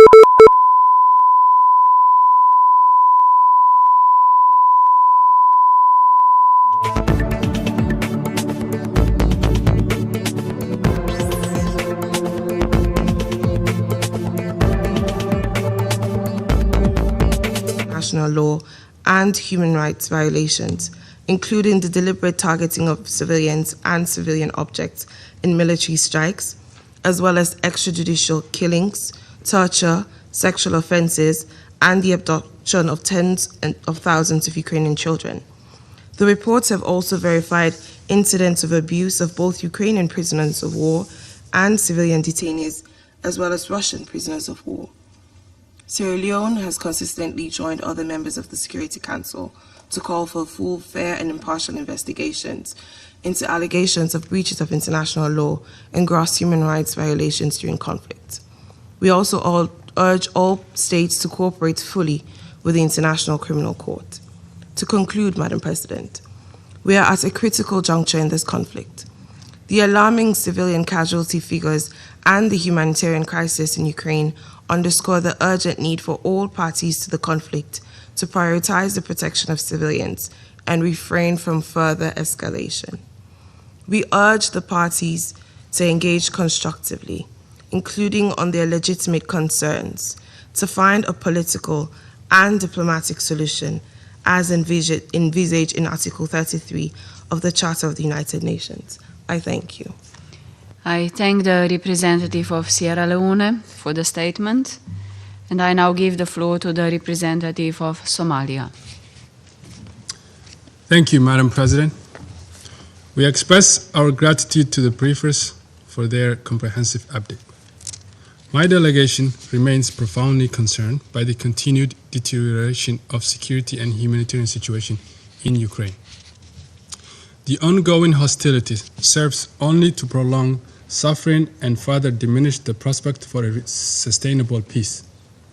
We are deeply troubled by the continuous escalation of military action affecting civilians. The protection of civilians and the preservation of critical infrastructure are non-negotiable obligations enshrined in international humanitarian law. We reiterate that all parties to the conflict must respect and uphold these principles without exception. Madam President, we remain convinced that there is no military solution to this protracted conflict. Dialogue and diplomacy remain the only means to bring this crisis to an end. In this regard, we welcome the recent renewal diplomatic engagement. Specifically, we welcome the meetings between the United States officials and the Russian Federation and Ukraine. These engagements represent a vital step toward a de-escalation, and we hope they will lay the groundwork for a constructive path forward. We call upon all sides to seize this diplomatic momentum, exercise utmost restraint, and commit to genuine negotiations. Durable solutions must address the root causes of the conflict and be consistent with the United Nations Charter. To conclude, Madam President, my delegation reaffirms its unwavering support for all diplomatic efforts aimed at achieving a resolution that restores peace, security, and stability in Ukraine. Ukrainian people and all those affected by this conflict deserve peace, security, and dignity. I thank you. I thank the representative of Somalia for the statement, and I now give the floor to the representative of United Kingdom. Thank you, President.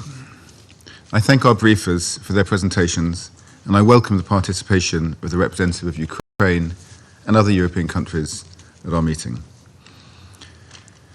Yesterday, my Prime Minister hosted President Zelensky, President Macron, and Chancellor Merz in London for talks in which we recommitted our support to safeguarding Ukraine's long-term security, sovereignty, and prosperity. The United Kingdom supports efforts, led by the US, to secure a just and lasting peace in Ukraine, including robust security guarantees, in line with the principles of the UN Charter. This is a war that President Putin started. He could, if he wished, end it at any time by ceasing his full-scale invasion. We continue to hope that Russia will engage seriously with peace talks. But despite the genuine efforts of partners to mediate, Russia's campaign against Ukraine has only intensified in its brutality. President, the facts speak for themselves. Between 18 November and 4 December, Russia launched nearly 3,000 drones and over 110 missiles at Ukrainian cities. This is a repeated pattern of Russian behavior, while President Putin claims he is engaging in good faith in peace talks. Since rejecting Ukraine's offer of an immediate and unconditional ceasefire on 11 March, Russia has killed over 1,850 Ukrainian civilians. And since peace talks began in May, Russia has launched the largest air attacks of the entire war. These are not the actions of a country sincerely interested, as President Putin claimed in August, in paving a path towards peace. President, the UN has reported this year that an estimated 12.7 million people in Ukraine need humanitarian support. Russia's strikes not only directly kill civilians, but they worsen a dire humanitarian crisis. Since the start of October, Russia has launched 9 mass air attacks on Ukraine's energy infrastructure, reducing Ukraine's energy production capacity by 40% and causing nationwide blackouts lasting up to 16 hours a day. This is a deliberate weaponization of winter, plunging homes into freezing darkness and putting millions of vulnerable Ukrainian civilians at risk. We support President Trump and President Zelensky's efforts to secure a just and lasting peace. How many more civilians have to die before Russia accepts a ceasefire? I thank you. I thank the representative of United Kingdom for the statement, and I now give the floor to the representative of Russian Federation. Madam President, today those who follow Security Council meetings about Ukraine will have yet another opportunity to witness this hypocrisy fair organized by our European colleagues so as to demonstrate their support for the regime in Kiev, no matter what. In practice, despite all of the organizers' efforts, today's meeting only serves to highlight how London, Paris, Berlin, and other European capitals are interested in the war continuing to the last Ukrainian. And this in order to try to weaken Russia as much as possible and to ensure that the anti-Russia project it launched in Ukraine in 2014 can be saved at any cost, a project that is now swiftly going bust. Russia has not only consistently tried to prevent this acute crisis of European security, provoked by many years of NATO actions to this end, but since day one we expressed a willingness to pursue the objectives of the Special Military Operation, the SMO, which we were compelled to start in February of 2022, to pursue these through peaceful means. The aims contain nothing that any peaceable state wouldn't expect from its neighbors. I doubt that any of those who are shouting here in this chamber this hackneyed mantra about the Russian aggression against Ukraine would sit idly by if their neighbors used force to outlaw the identity of the people living on its territory, to glorify Nazi accomplices, to ban religions, to promote extreme nationalism, and to pursue an aggressive and provocative policy. Sooner or later, this would result in a serious crisis and an armed conflict. That's why usually neighboring states seek to resolve such contradictions through peaceful means, or even better, to prevent them arising in the first place. As a rule, the UN, regional organizations, as well as other neighbors help them to achieve this. However, this formula, due to the efforts of Western states, didn't work vis-à-vis Russia, despite the fact that for many years we've consistently warned about this impeding crisis. The backers of the regime in Kiev were oblivious to this information, all the while, as it turned out, arming the junta and preparing it for war with Russia, with the Minsk agreements providing cover. Thus, it comes as no surprise that the most stubborn among them are continuing to pretend that we started the special military operation in a vacuum, and that Ukraine doesn't have any problems which are threatening the very survival of the state. The reality, in fact, shows quite the opposite is true. I think there's no need to delve into the details of the root problems which Ukraine is confronting today, 12 years after an anti-constitutional coup d'etat orchestrated by Western capitals. Even the Western mass media is talking about this today. Media outlets who preferred to stay silent for many years. Following the tectonic corruption scandals which prompted a number of high-profile resignations, the former comedian and his European sponsors are doing all they can to pretend that the Kiev princeling himself knew nothing about these criminal plots. The truth about the repressive authoritarian system set up over many years in Ukraine is being hushed up. A system which resulted in thousands of political prisoners. Is there any other country in the world which can boast about legislative bans on a language spoken by the majority of its population, as well as unprecedented prosecution of a millennium-old canonical faith?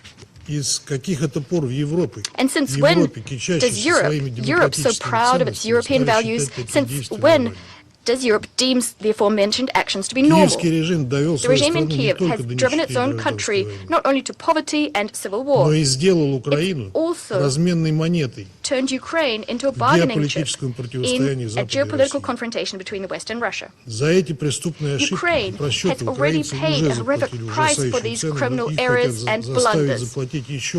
Ukrainians are now being forced to pay an even higher price. Men who don't want to fight are being grabbed in the streets, they're being sent to a pointless fratricidal meat grinder. Can any of those who called today's meeting clarify why Ukrainians are being forced to fight against their will, when what we have on the table are fairly realistic proposals for long-term, lasting settlement of the Ukrainian conflict? Something that our U.S. colleagues are diligently working on. What are European sponsors trying to achieve? After all, they understand full well the real, the disastrous consequences of the situation on the battlefield. After all, history relentlessly demonstrates that every new proposal being put before Ukraine is less favorable to it than the last, not to mention the hundreds of thousands of senseless losses which Ukraine has sustained due to the criminal actions of its leadership. Madam President, by forcing Ukrainians to fight and to reject peace terms it's being offered, Kiev's European backers are concerned, of course, not about the fate of Ukraine nor about its dignity. These are all fairy tales for pink ponies and guppy fish, as the Ukrainian blogosphere calls the credulous Ukrainian populace. What London, Paris and Berlin seek is to win time to prepare for war with Russia. A mad idea, which in Brussels, the Brussels of NATO and especially the Brussels of the EU, an idea which they're trying to turn into practically the only ideology, bringing together European states, distracting the European populace from socioeconomic and political problems which are being made worse by the errors and blunders of their own European leadership.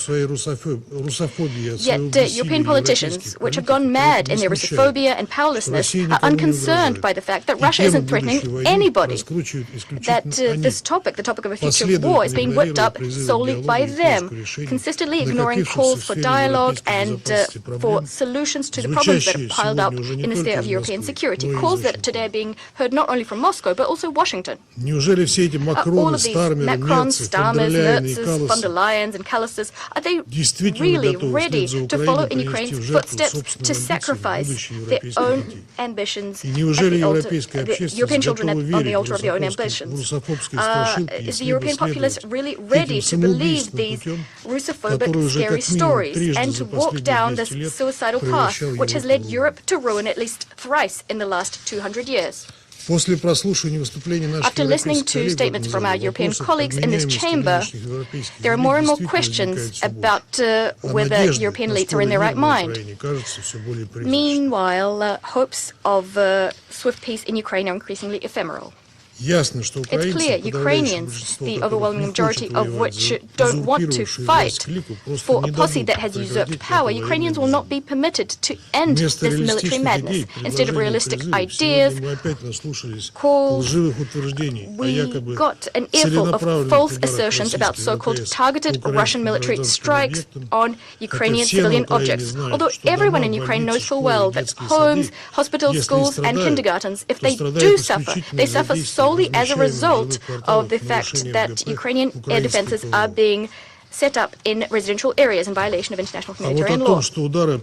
Meanwhile, the fact that strikes on energy and transport infrastructure are being promoted and ramped up by Zelensky himself, something for which he regularly receives painful response strikes for, this is something none of the organizers of today's meeting mentioned. Instead, we heard more fables about so-called kidnapped Ukrainian children, kidnapped by Russia. Although evidence of this is something Ukraine has not provided. The truth is that against the backdrop of thousands of Ukrainian children in Russia, Kiev, in practice, at our behest, could only provide information about 399 children, information about many of which did not check out upon investigation. In other words, the topic of children is a mendacious propaganda topic which Europe is trying to use to manipulate public opinion and to demonize Russia.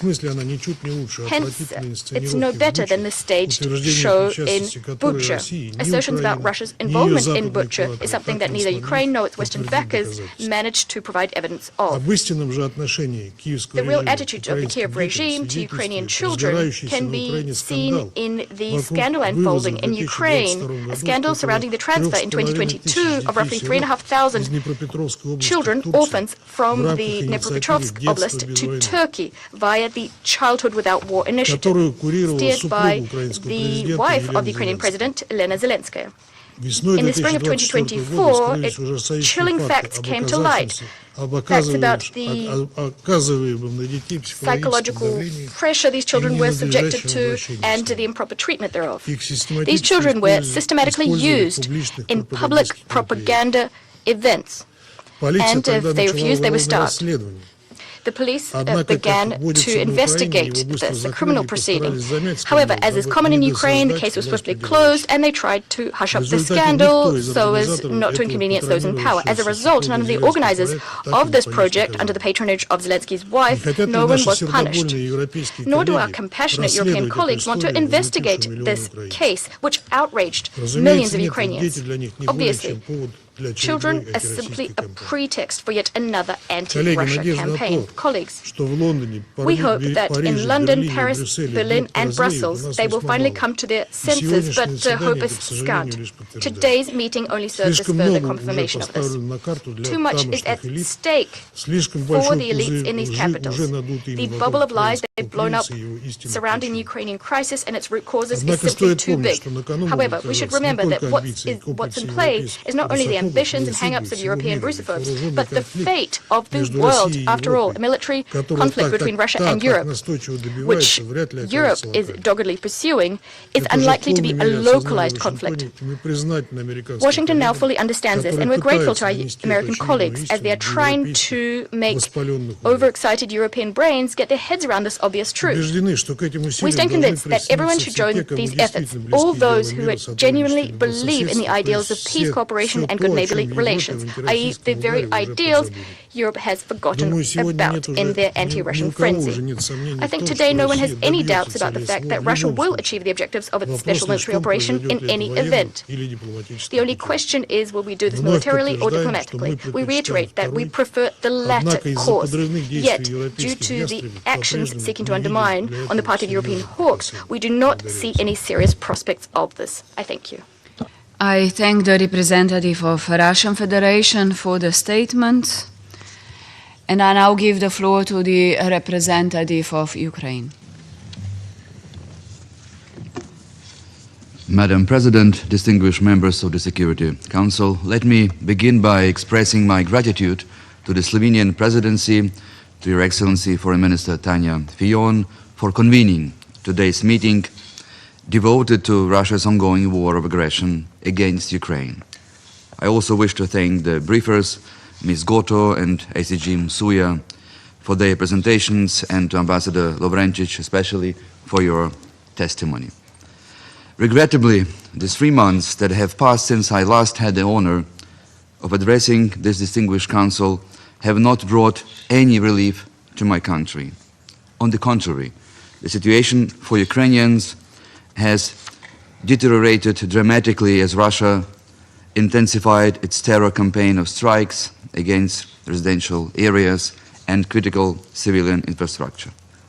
These acts of state terrorism not only lead to hundreds of civilian casualties, but put the lives of millions on the brink of a humanitarian catastrophe. If you recall, during our previous appearances here before the Security Council, I invoked the play Waiting for Godot by Nobel Prize winner Samuel Beckett. We implored this body not to fall into a state of endless expectation, not to wait for manda from heaven, for miracles, for better circumstances, for someone else to act, but instead to adopt a resolution mandating an immediate and comprehensive ceasefire. Tragically, nothing has changed, or rather, the only thing that has changed is the scale of Russia's brutality, which brings suffering to millions of Ukrainians. Yet I will return to Samuel Beckett later in my remarks. Now I wish to reiterate with absolute clarity that Ukraine continues to expect this Council to adopt this long overdue ceasefire resolution. The full and unconditional ceasefire here and now would not only bring an end to the bloodshed, but might also serve as a first step toward rebuilding the minimum degree of mutual trust required to launch genuine, credible peace negotiations. And Ukraine has been standing ready for such steps for months. It is Russia who repeatedly rejects it. Madam President, at our previous meetings in this chamber, Ukraine has always presented the grim catalogue of attacks carried out against my country. The waves of ballistic and cruise missiles, the swarms of drones, the artillery barrages, the thousands of glide bombs that fall with mechanical regularity upon our cities and towns. Day after day, night after night, they take innocent lives and devastate civilian infrastructure. I will not recite new figures today. Experience shows that these numbers, however painful for Ukrainians, rarely move this Council to act properly. Russia sits on this table and continues to undermine its work. Those figures have become a kind of desolate arithmetic, cruel statistics of war absorbed without reflection, noted here without much consequence. What is an unbearable tragedy for us is perceived elsewhere as little more than a routine ledger of a distant conflict. Instead, I wish to focus on a question that carries far greater weight. Why is Russia still able to wage this brutal war against Ukraine? Why, nearly 4 years after launching its full-scale military invasion, does Moscow retain the material, financial, and political means to continue striking Ukrainian cities and killing civilians? And why does the international community still tolerate it? The main reason Russia is still able to continue its war against Ukraine, producing weapons, missiles, and drones that murder our children every day, is quite simple. Russia earns all the money to fund its war by exporting its energy resources, oil, gas, and coal. In fact, if one looks at the data, the figures are no less shocking than the daily toll of civilian lives lost in Ukraine. The scale of revenue flowing into Russia is staggering, and it directly fuels the machinery of war that continues to devastate my country. Madam President, Russia earned roughly $270 billion from the export of its fuel last year. What is even more striking is how concentrated these revenues are. 3 countries alone account for approximately 75% of that income. 3 countries, which serve as Russia's biggest energy customers, are no secret to anyone in this chamber, I guess. For those who are still not aware, just Google it. If we place the numbers of energy imports side by side with Russia's military budget last year, estimated at around $145 billion, the picture becomes unmistakably clear. The purchases of Russian energy by just 3 biggest consumers exceeded by far the entirety of Russia's annual defense spending. In other words, due to the absence of UN-mandated sanctions, an absence ensured, of course, by Moscow's abuse of veto in this council, a number of states are effectively sustaining Putin's war machine through their growing imports of Russian oil, gas, and coal. They keep on providing the Kremlin with the financial oxygen that ignites the fire of war. Madam President, of course, each of major importers of Russian fossil fuels will readily present arguments explaining why increasing their deliveries of Russian oil and gas is essential, even a noble undertaking, for the economic prosperity of their nations. Yet this stance is profoundly hypocritical, because on the other side of that coin lies an undeniable truth. The very revenues they justify as engines of development are the same funds that allow Russia to continue financing its barbaric war of aggression against Ukraine. These are the same funds that allow Russia to kill civilians and to erase towns from the surface of the earth. That is why Ukraine welcomes decisive steps taken recently by the United States of America aimed at targeting the largest Russian energy companies. We are confident that in months ahead, the pressure will have a tangible impact. Any reduction in Russia's ability to sell its energy resources strikes directly at its war chest. And it is not an abstraction, it is a direct link between every dollar that flows into the Russian budget today and the missile that falls tomorrow on an apartment building in Kiev. That is precisely the reason why Ukraine appeals to all our partners to align with this approach. We call upon the European Union, the United States of America, and all other peace-loving countries to introduce massive secondary sanctions against all those countries who keep supporting Russia's war-making machine. The broader the coalition of states that refuse to subsidize Russian aggression through energy imports, the sooner this war will come to an end. Once the flow of this dirty money begins to dry up, Putin will be the first to seek a ceasefire. His war depends on cash, as simple as it is. Cut the revenues, and this house of cards collapses. This is why every effective sanction, every halted oil shipment, every contract not renewed truly matters. Distinguished members of the Council, in Russian folklore, there is a villain called Koshchei Besmertny, Koshchei the Deathless. He hides his source of life inside a very tiny needle, a single fragile point on which his power depends. Russia's war engine has its own needle, the petrodollars from energy exports. As long as that needle remains intact, the Kremlin believes itself immortal, untouchable, capable of endless expansion. But once we break it, once the flow of oil and gas money is curtailed, the illusion of Russia's invincibility will vanish like a dew in the sun. Just like in the old tale, the moment the needle snaps, the monster loses its power. Madam President, Ukraine would like to commend the recent peace efforts of the United States, especially the very intensive shuttle diplomacy of the last few weeks. We count on the strength and the mastery of US diplomacy, which could bring to an end the bloodiest war on the European soil since 1945.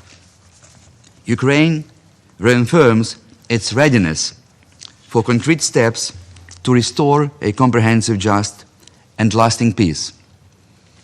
But let me be clear. Our territory and our sovereignty are not for sale. We are not at the Christmas bazaar. We are not at the infamous Cherkizovsky market. Russia wants Ukraine to capitulate, as we just heard.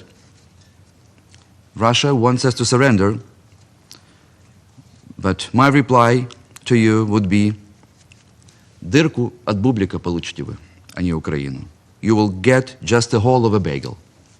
Distinguished members of the Council, to conclude, let me again refer to Samuel Beckett. In his play Endgame, the world has already collapsed, yet its characters cling to empty motions as if mere repetition could restore normality. The protagonists speak, they argue, but nothing changes. They circle endlessly around the same gestures, the same rituals, the same illusions of control. It is a portrait of humanity after catastrophe, trapped not by physical ruin, but by a deeper paralysis of will. Samuel Beckett shows us that the true end begins not with destruction, but with the quiet surrender to inaction. And here in this chamber, that warning feels, at least for us, unbearably close. For almost 12 years, Russia's brutal war of aggression has ravaged a sovereign nation, devouring lives in real time. Cities have been erased, children orphaned, millions displaced, and yet this council often behaves as if it were Beckett's stage. Too often it moves as if on rails laid long ago, circling through procedures, returning to familiar debates, allowing Moscow to continue killing behind the mask of institutional blockade. Samuel Beckett teaches us that the final defeat comes when we accept absurdity as normal, when we grow accustomed to injustice and to human suffering. We cannot afford a council that resembles a stage, a theater, where catastrophe is acknowledged but not really confronted. To end this terrible war demands more than eloquence. It requires the one thing Beckett's play refuses its characters: the courage to act before inaction becomes complicity, before history decides that this council too has eventually reached its own endgame. I thank you for your attention. I thank the representative of Ukraine for the statement. I now give the floor to the representative of Poland. Madam President, thank you for convening this meeting, and thank you to the briefers for their informative interventions. Poland notes with satisfaction the renewed search for peace in Ukraine and intense diplomatic efforts aimed at ending the war. For almost 4 years now, Ukraine has been fighting a brutal full-scale Russian aggression that violates all fundamental principles of international law. To restore peace, we therefore need to look for a solution rooted in the fundamental principles that this organization and this council were designed to protect. Unfortunately, our doubts about Russia's willingness to agree to a ceasefire and open comprehensive peace talks were proven true. Moscow sticks to its maximalist goals, which are the real root causes of this war, under which the Ukraine is pictured as deprived of sovereignty, territorial integrity, and de facto freedom. Accepting that would be a dangerous step backwards for global rules that keep us safe. If we want a lasting peace, we cannot agree to Russian conditions, simply because this would only encourage Moscow to continue its policy of aggression. What has to be mirrored in the peace framework is that Ukraine is a victim and Russia is an aggressor. Madam President, we back President Trump's call for an immediate end of the fighting and for negotiations to begin based on a present lines of control. We appreciate that Ukraine has repeatedly demonstrated a willingness to negotiate in good faith. However, Russia has yet to show similar commitment. Instead, President Putin is doubling down on war. Not only does he escalate attacks on Ukraine, but he is also issuing vicious threats that he is ready to take his war further into Europe. These threats leave no illusion. Russia is at most aggressive since the Soviet Union under Joseph Stalin. Despite its seat in the UN Security Council as a supposed guardian of the peace, it's choosing war instead. Madam President, let's not forget the terrible crimes committed by Russia. Thousands of civilians taken prisoner, tortured, raped, and bombed. Thousands of children have been illegally deported. We are also concerned by the reports that kidnapped Ukrainian children are being taken to North Korean camps and indoctrinated. In this context, we note that with satisfaction the unity among member states of the UN in the protection of the rights of children and the last week's adoption of the General Assembly resolution urging Russia to ensure the safe return of all Ukrainian children it has forcibly transferred or deported. As the UN Office for the Coordination of Humanitarian Affairs has just reported, Russia continues to target energy, transport and healthcare infrastructure while winter conditions are worsening. These strikes are resulting in more power outages and disruption to the vital services nationwide. Russia's persistent attacks against civilians are not accidental. They are intended to inflict severe suffering and further deteriorate the humanitarian situation. Madam President, we will continue to support the brave people of Ukraine in their daily fights. We will not relent. The best answer to Russia's aggression is clear. We will keep providing Ukraine with the humanitarian, political, military and financial support. Let me reiterate, peace will only be real if it's based on international law. Any deal that rewards Russia's aggression would only lead to more war, not to the dearly desired stability and balance of power. We stand with Ukraine and with justice, and we are committed to peace built on fairness and law. And I thank you. I thank the representative of Poland for the statement, and I now give the floor to the representative of Norway. Thank you, Madam President. I have the honor to speak on behalf of the 5 Nordic countries, Denmark, Finland, Iceland, Sweden, and my own country, Norway. We would like to thank DPPA, OCHA, and also ITF, Enhancing Human Security, for the very valuable briefings and remarks today. Madam President, Ukraine is facing what could be its toughest winter since the start of Russia's full-scale invasion. In the midst of discussions on peace, Russia continues its relentless bombing campaign against civilians and civilian infrastructure. Every week, residential areas are targeted by missiles and drones, often at night when people are asleep. Attacks on Ukraine's energy system are causing blackouts and heating disruptions, putting millions of people at risk as temperatures drop. The strategy is plain for everyone to see: to break the Ukrainian people's resilience by depriving people of basic services and spreading terror. The position of the UN, save for this Council, has been clear. Russia's war of aggression violates Ukraine's sovereignty and territorial integrity, a clear breach of the UN Charter. Madam President, as we are approaching the 5th year of Russia's full-scale invasion, we have yet to see any genuine intention from Russia to end its war. Calls for a ceasefire have been met with indifference. Contrary, we witness how Russia escalates its rhetoric and presents unacceptable demands that run against the core of the UN Charter. It bears constant reminding that Russia started this war and can end it today. No matter how much Russia tries to spin the narrative, this fact is unchangeable. Russia's actions stand in stark contrast to Ukraine's constructive approach. No one wants peace more than Ukraine. Madam President, the Nordic countries support a just and lasting peace in accordance with international law, a peace that lays the foundation for security, stability, reconstruction, and prosperity, and which prevents new acts of aggression.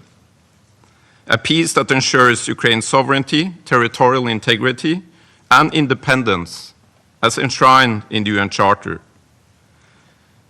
And the way this war is settled matters to all of us. If international law is pushed aside and Russian aggression is rewarded, the implications could be very grave. It would signal that changing borders by force pays off, that brutality trumps norms and rules, and this is why we will continue to insist on peace that allows Ukraine to prosper as a free and independent nation. Madam President, let me conclude by highlighting the human dimension of Russia's war. Last week, the General Assembly adopted a resolution demanding Russia to return Ukrainian children that have been forcibly transferred or deported. The Nordic countries were proud to co-sponsor this resolution because there are no justifications for adopting children. It violates the rights of the most vulnerable and reminds us of the horrors of Russia's war. And we take this opportunity to once again demand that Russia return the children to their families where they belong. I thank you, Madam President. I thank the representative of Norway for the statement, and I now give the floor to the representative of Romania. Thank you very much, Madam President. We fully support the EU statement to be delivered in this meeting, and I would like to add a few points. The last Council meeting on Ukraine overwhelmingly called for a ceasefire as a first step towards peace in Ukraine. We reiterate strongly this call for a ceasefire.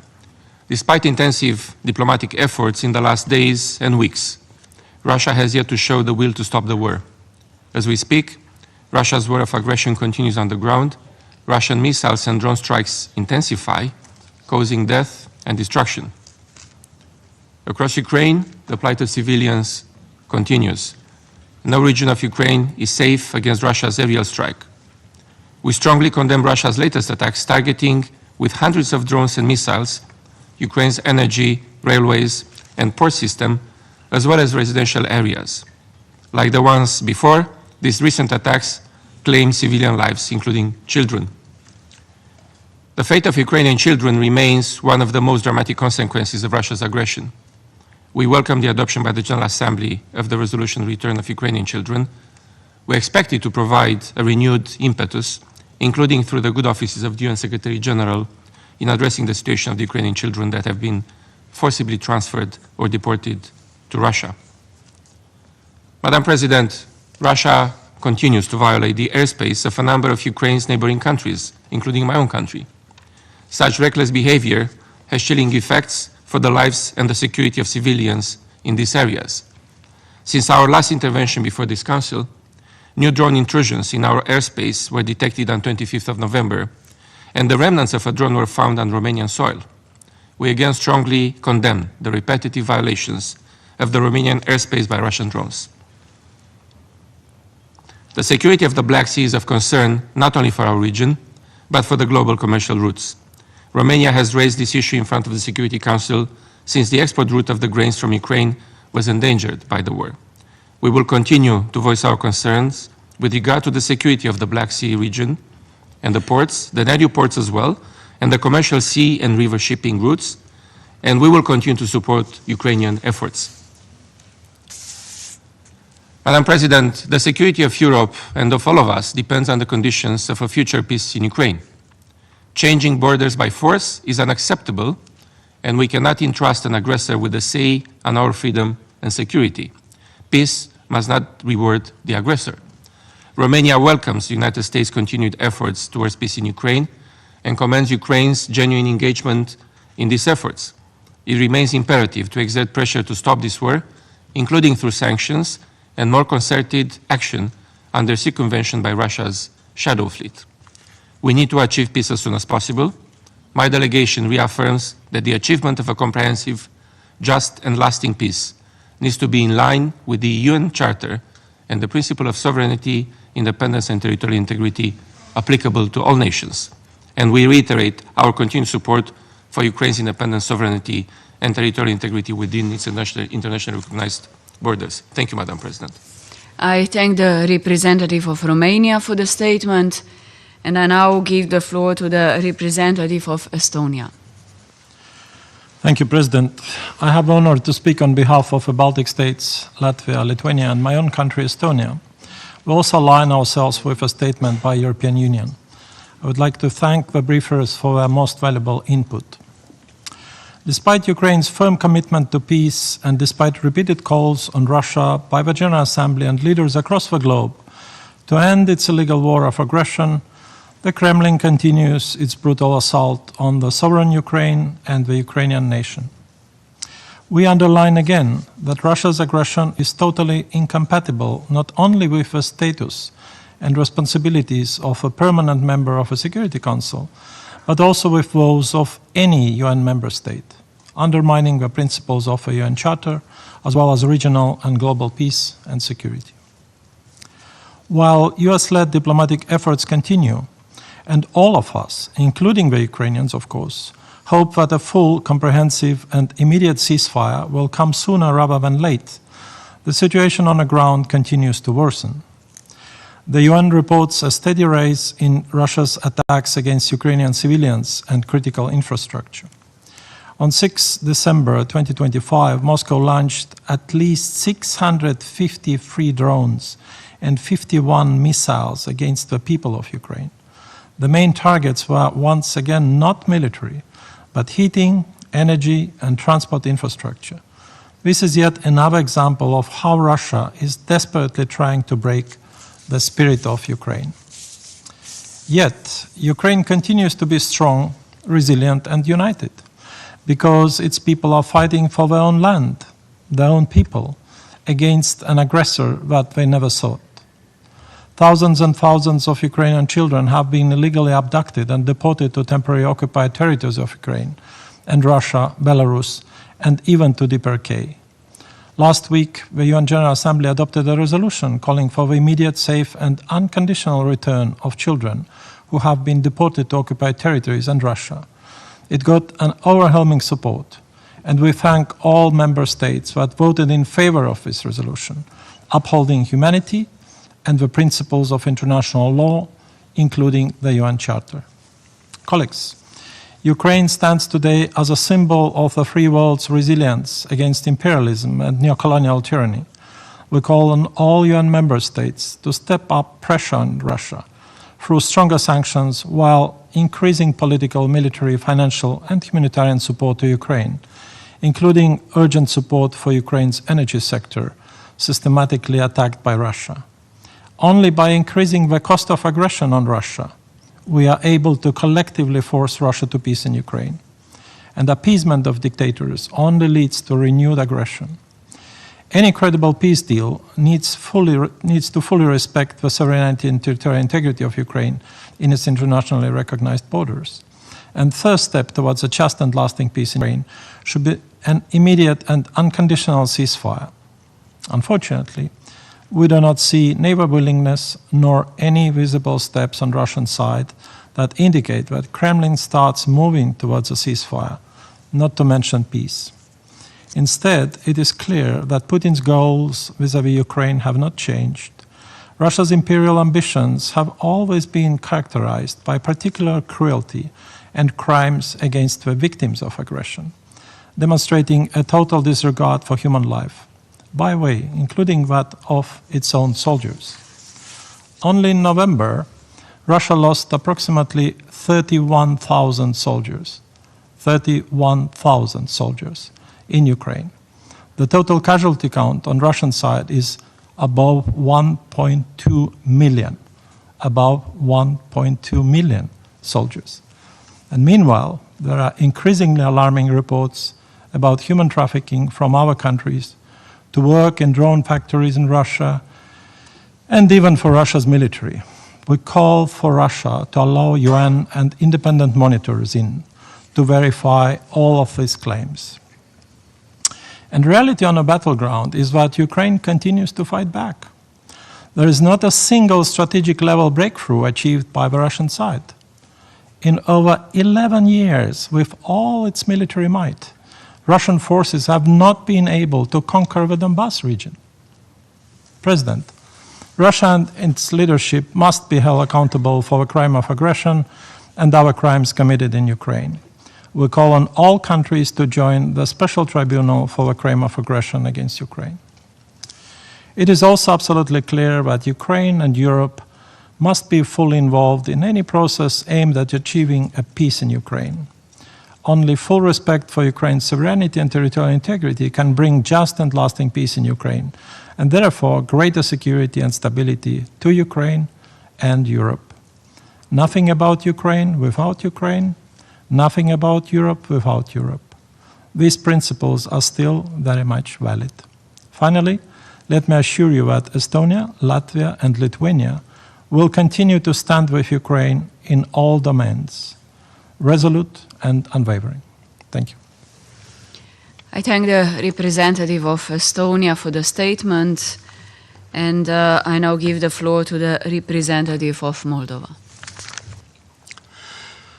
Madam President, I would like first to express our gratitude to the Slovenian presidency for convening this important meeting. I also wish to thank the distinguished briefers for their meaningful contribution to the subject. The Republic of Moldova aligns itself with the statements of our partners who stand firmly in defense of the UN Charter, international law, and our shared security. Today, as the Russian war of aggression against Ukraine continues, we categorically condemn the Russian Federation's illegal, unprovoked, and unjustified aggression against Ukraine. This war remains one of the most blatant violations of the Charter of the United Nations in decades. It continues to inflict immense human suffering, destabilize regional and global security, and undermine the foundation of the rule-based international order. From the first day of this full-scale invasion, Moldova has stood by Ukraine and by its people. We reiterate our full support for Ukraine's independence, sovereignty, and territorial integrity within its internationally recognized borders, including Crimea, Donetsk, Lugansk, Zaporozhye, and Kherson. Respect for these principles is the cornerstone of international peace and security, and their violation threatens every state represented in this chamber. Madam President, we are deeply alarmed by the continuous and intensified Russian missile and drone attacks against Ukraine cities and towns, which have tragically resulted in the killing of civilians and the widespread destruction of homes, schools, hospitals, energy infrastructure, and cultural sites. As many speakers have stressed before, intentionally directing attacks against civilian objects or causing disproportionate civilian harm constitutes a war crime. This act must cease immediately, and accountability must be ensured for the most serious crimes under international law. The consequences of these attacks do not stop at Ukraine's borders. In recent months, we have witnessed a deeply concerning pattern of violations of the airspace of neighboring countries, a pattern that threatens to broaden this conflict and destabilize the entire region. Unfortunately, the Republic of Moldova has not been spared from the consequences of this conflict. On 25th of November 25, 6 Russian drones violated our airspace, prompting a foreign protest of the Russian Federation. These actions were condemned as absolutely inadmissible, representing a serious violation of Moldovan sovereignty and a direct threat to national and regional security. Such violations of our airspace have been registered multiple times in the past 3 years. Russia was called upon to to respect international norms, including the sovereignty and territorial integrity of Moldova, and to take all necessary measures to prevent any recurrence. This incident underscores how the ongoing conflict in Ukraine continues to spill over, directly affecting our security and the safety of our population.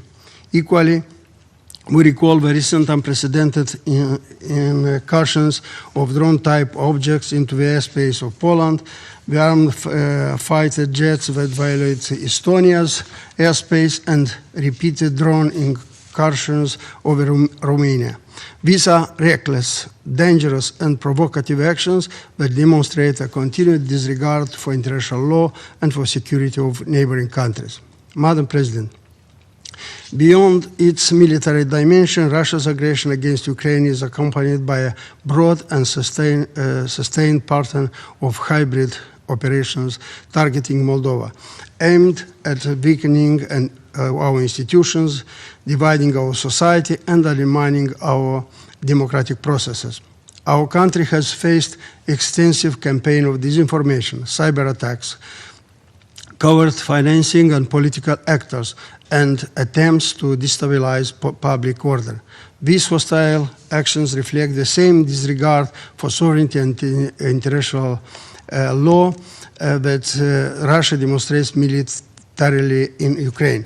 In response, the Republic of Moldova has taken decisive measures to strengthen its internal resilience, protect its democracy, and safeguard its national security.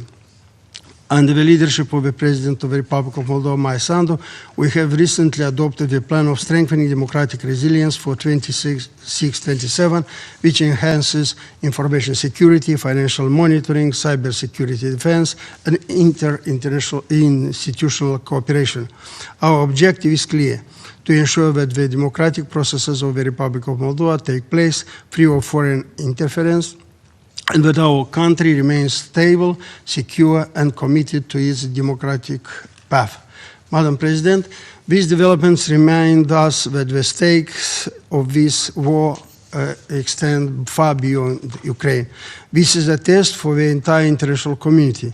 To tolerate repeated acts of aggression, violations of sovereignty, and attacks on civilians would set dangerous precedents, encouraging further instability and in undermining the credibility of the UN Charter itself. Our collective resolve today will determine whether the principles enshrined in the Charter continue to guide international relations in the decades ahead. We therefore join other member states in calling on the Russian Federation to cease without delay its war of aggression, to halt all missile and drone attacks, to end provocations against neighboring states, and to withdraw fully and unconditionally from the territory of Ukraine. Escalation, maximalist positions, and disregard for international norms cannot pave the way to peace. Only a return to the fundamental principle of the United Nations Charter can create the conditions for a just and lasting peace in Europe. The Republic of Moldova remains committed to working together with all members of the international community to promote peace, accountability, and stability. We support diplomatic efforts aimed at achieving a comprehensive, just, and lasting peace, one that respects Ukrainian sovereignty and territorial integrity and restores security to our region. Madam President, the Republic of Moldova will continue to stand with Ukraine politically, diplomatically, economically, and in solidarity with its people who fight for their freedom and for principles that underpin the international order. Our support is not merely an expression of neighborly solidarity, it is a defense of the very principles that ensure the security and dignity of all nations. I thank you. I thank the representative of Moldova for the statement, and I now give the floor to His Excellency, Mr. Stavros Lambrinidis, Head of the Delegation of the European Union to the United Nations. Thank you, Madam President. It's great to see you. And thank you to the Presidency for convening this meeting, and thank you to our briefers for the clear statements on the consequences of Russia's war of aggression against Ukraine, and for their critical efforts in leading the United Nations political and humanitarian engagement in Ukraine. Colleagues, we find ourselves in a pivotal moment. The negotiations towards peace are accelerating as we speak. No one wants peace in line with the UN Charter more than Ukraine, the victim of Russia's illegal aggression for nearly 4 years. 4 years. After the adoption of Resolution 2774 on path to peace, Ukraine agreed to ceasefire back in March and continues to advocate for a just, comprehensive and lasting peace. The EU will sustain its diplomatic efforts towards such a peace together with the United States and other partners. But Russia continues its war of aggression with increasing intensity, showing no sign of any serious commitment to peace. It intensifies its attacks, cynically striking energy infrastructure as winter approaches, and targeting, again, civilians, including women, children, and humanitarian workers. These are not the actions of a party who wants peace. These are the actions of an aggressor who is determined to recolonize by force an independent member of the United Nations. Colleagues, every member of the Security Council has called for an immediate ceasefire to stop the killing and facilitate peace talks. Every member, that is, except for Russia. This is the moment to solidify that call. The UNSC may not have the power to force Russia to abide by Resolution 2774, but it has both the power and the ultimate authority to exert maximum diplomatic pressure on the only country that openly violates 2774 to finally stop the killing. President, we must never forget who bears the brunt of this war. For nearly 4 years, Ukrainian citizens have lived in fear of their very lives and of the safety of their loved ones. Since the start of Russia's full-scale invasion, almost 7 million Ukrainians have registered as refugees, and a further 3.7 million are internally displaced. More than 42,000 civilians have been wounded or killed, including 2,500 children. Just last week, the UN General Assembly adopted a landmark resolution on the return of Ukrainian children. It calls on Russia to immediately ensure the safe return of all the Ukrainian children it has forcibly transferred or deported, and provides the Secretary General with a clear mandate to facilitate on this urgent humanitarian imperative. We thank the UN membership for its strong support to this critical issue and expect it will provide concrete progress, first and foremost, for children to be reunified with their families. Colleagues, almost 4 years into Russia's unprovoked full-scale war of aggression, it needs, I'm afraid, to be repeated. We cannot allow an aggressor state to attempt to change borders by force. Not in Ukraine, not anywhere. Aggressors must never be rewarded. Perpetrators must face justice. I am restating here a basic but fundamental principle of international law and the UN Charter. And all UN members should openly repeat this call and call out Russia accordingly.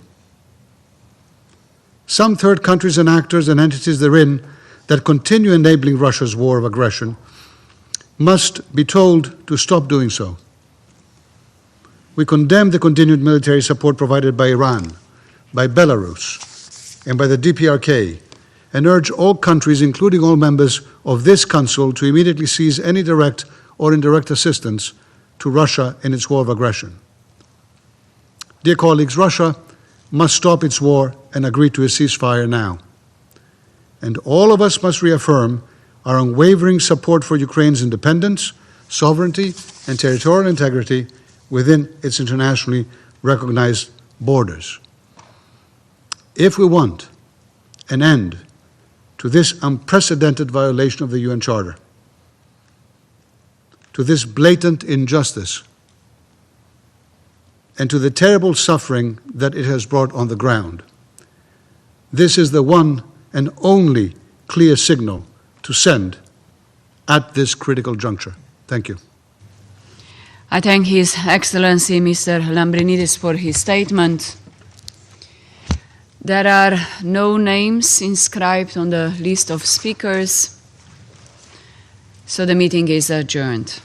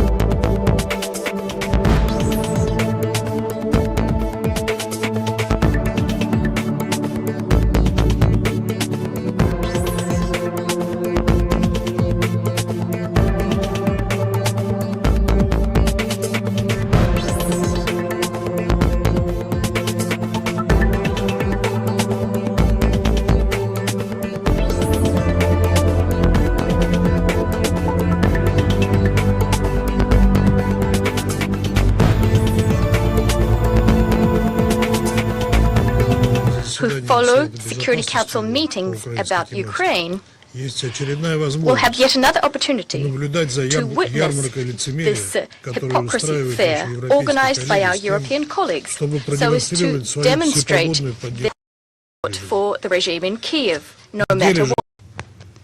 I now give the floor to Ms. Kayoko Goto.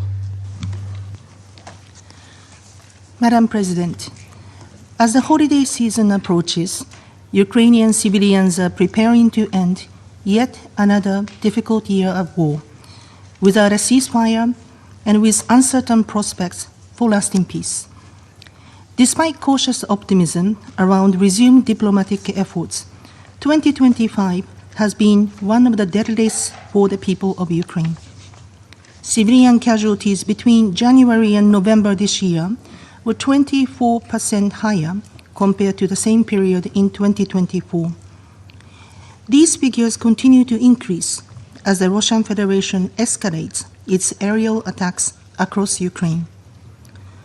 On the night of 5 and 6 December, dozens of civilians were injured and hundreds of thousands left without power and basic utilities, following large-scale Russian missile and drone strikes targeting energy and transport infrastructure in 10 regions across Ukraine.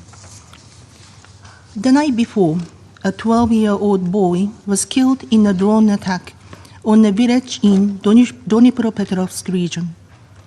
A week earlier, on 29 November, a massive Russian drone and missile attack reportedly killed 6 people and injured dozens of others in Kiev, Dnipropetrovsk, and Kherson regions. This attack also left more than 600,000 people in the Kiev region without power under freezing winter temperatures. On 23 November, a drone strike on Ukraine's second largest city, Kharkiv, reportedly killed 4 people. In total, since the start of the Russian Federation's full-scale invasion of Ukraine in February 2022, the Office for the High Commissioner for Human Rights has verified that 14,775 Ukrainian civilians, including 755 children, have been killed. 39,322 more, including 2,416 children, have been injured. These numbers only represent the verified casualties. Actual figures are likely significantly higher. The Russian Federation continues to target Ukraine's civilian infrastructure. Systematic attacks on energy infrastructure in the middle of winter threaten to leave millions without reliable heating, water, and public transportation as temperatures drop. People in high-rise buildings cannot use elevators, which leaves the elderly and persons with disabilities trapped in their homes. This year alone, more than 340 educational facilities in Ukraine have been damaged or destroyed, depriving children of their right to education. Local authorities from frontline communities of Donetsk, Kharkiv, Kherson, and Sumy regions reported that access to essential services had collapsed. Food shops and pharmacies are closed, medical personnel has left, and electricity cuts have lasted for more than 2 years in some areas.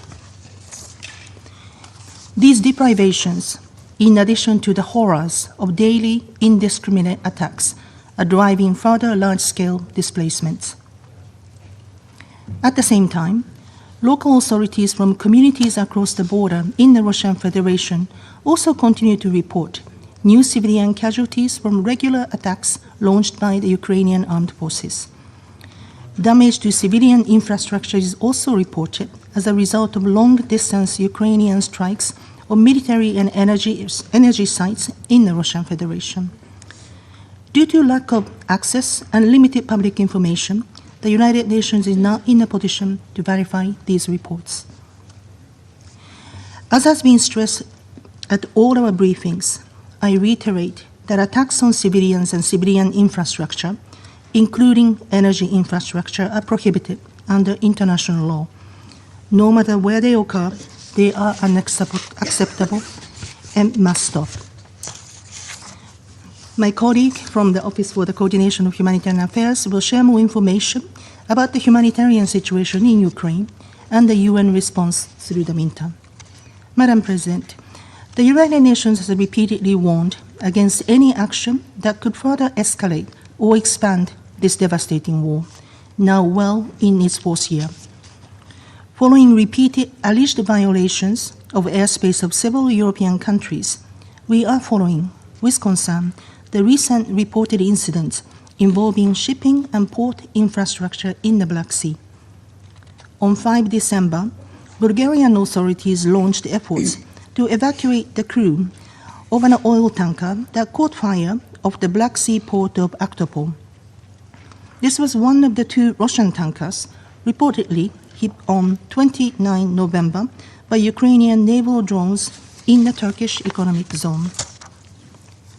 Earlier, in a separate incident on 2 December, another Russian-flagged tanker on its way from Russia to Georgia allegedly came under a drone attack off the Turkish coast.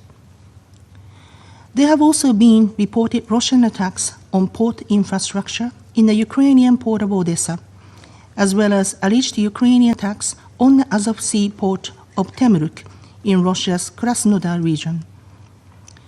While no casualties were reported, these incidents represent yet another step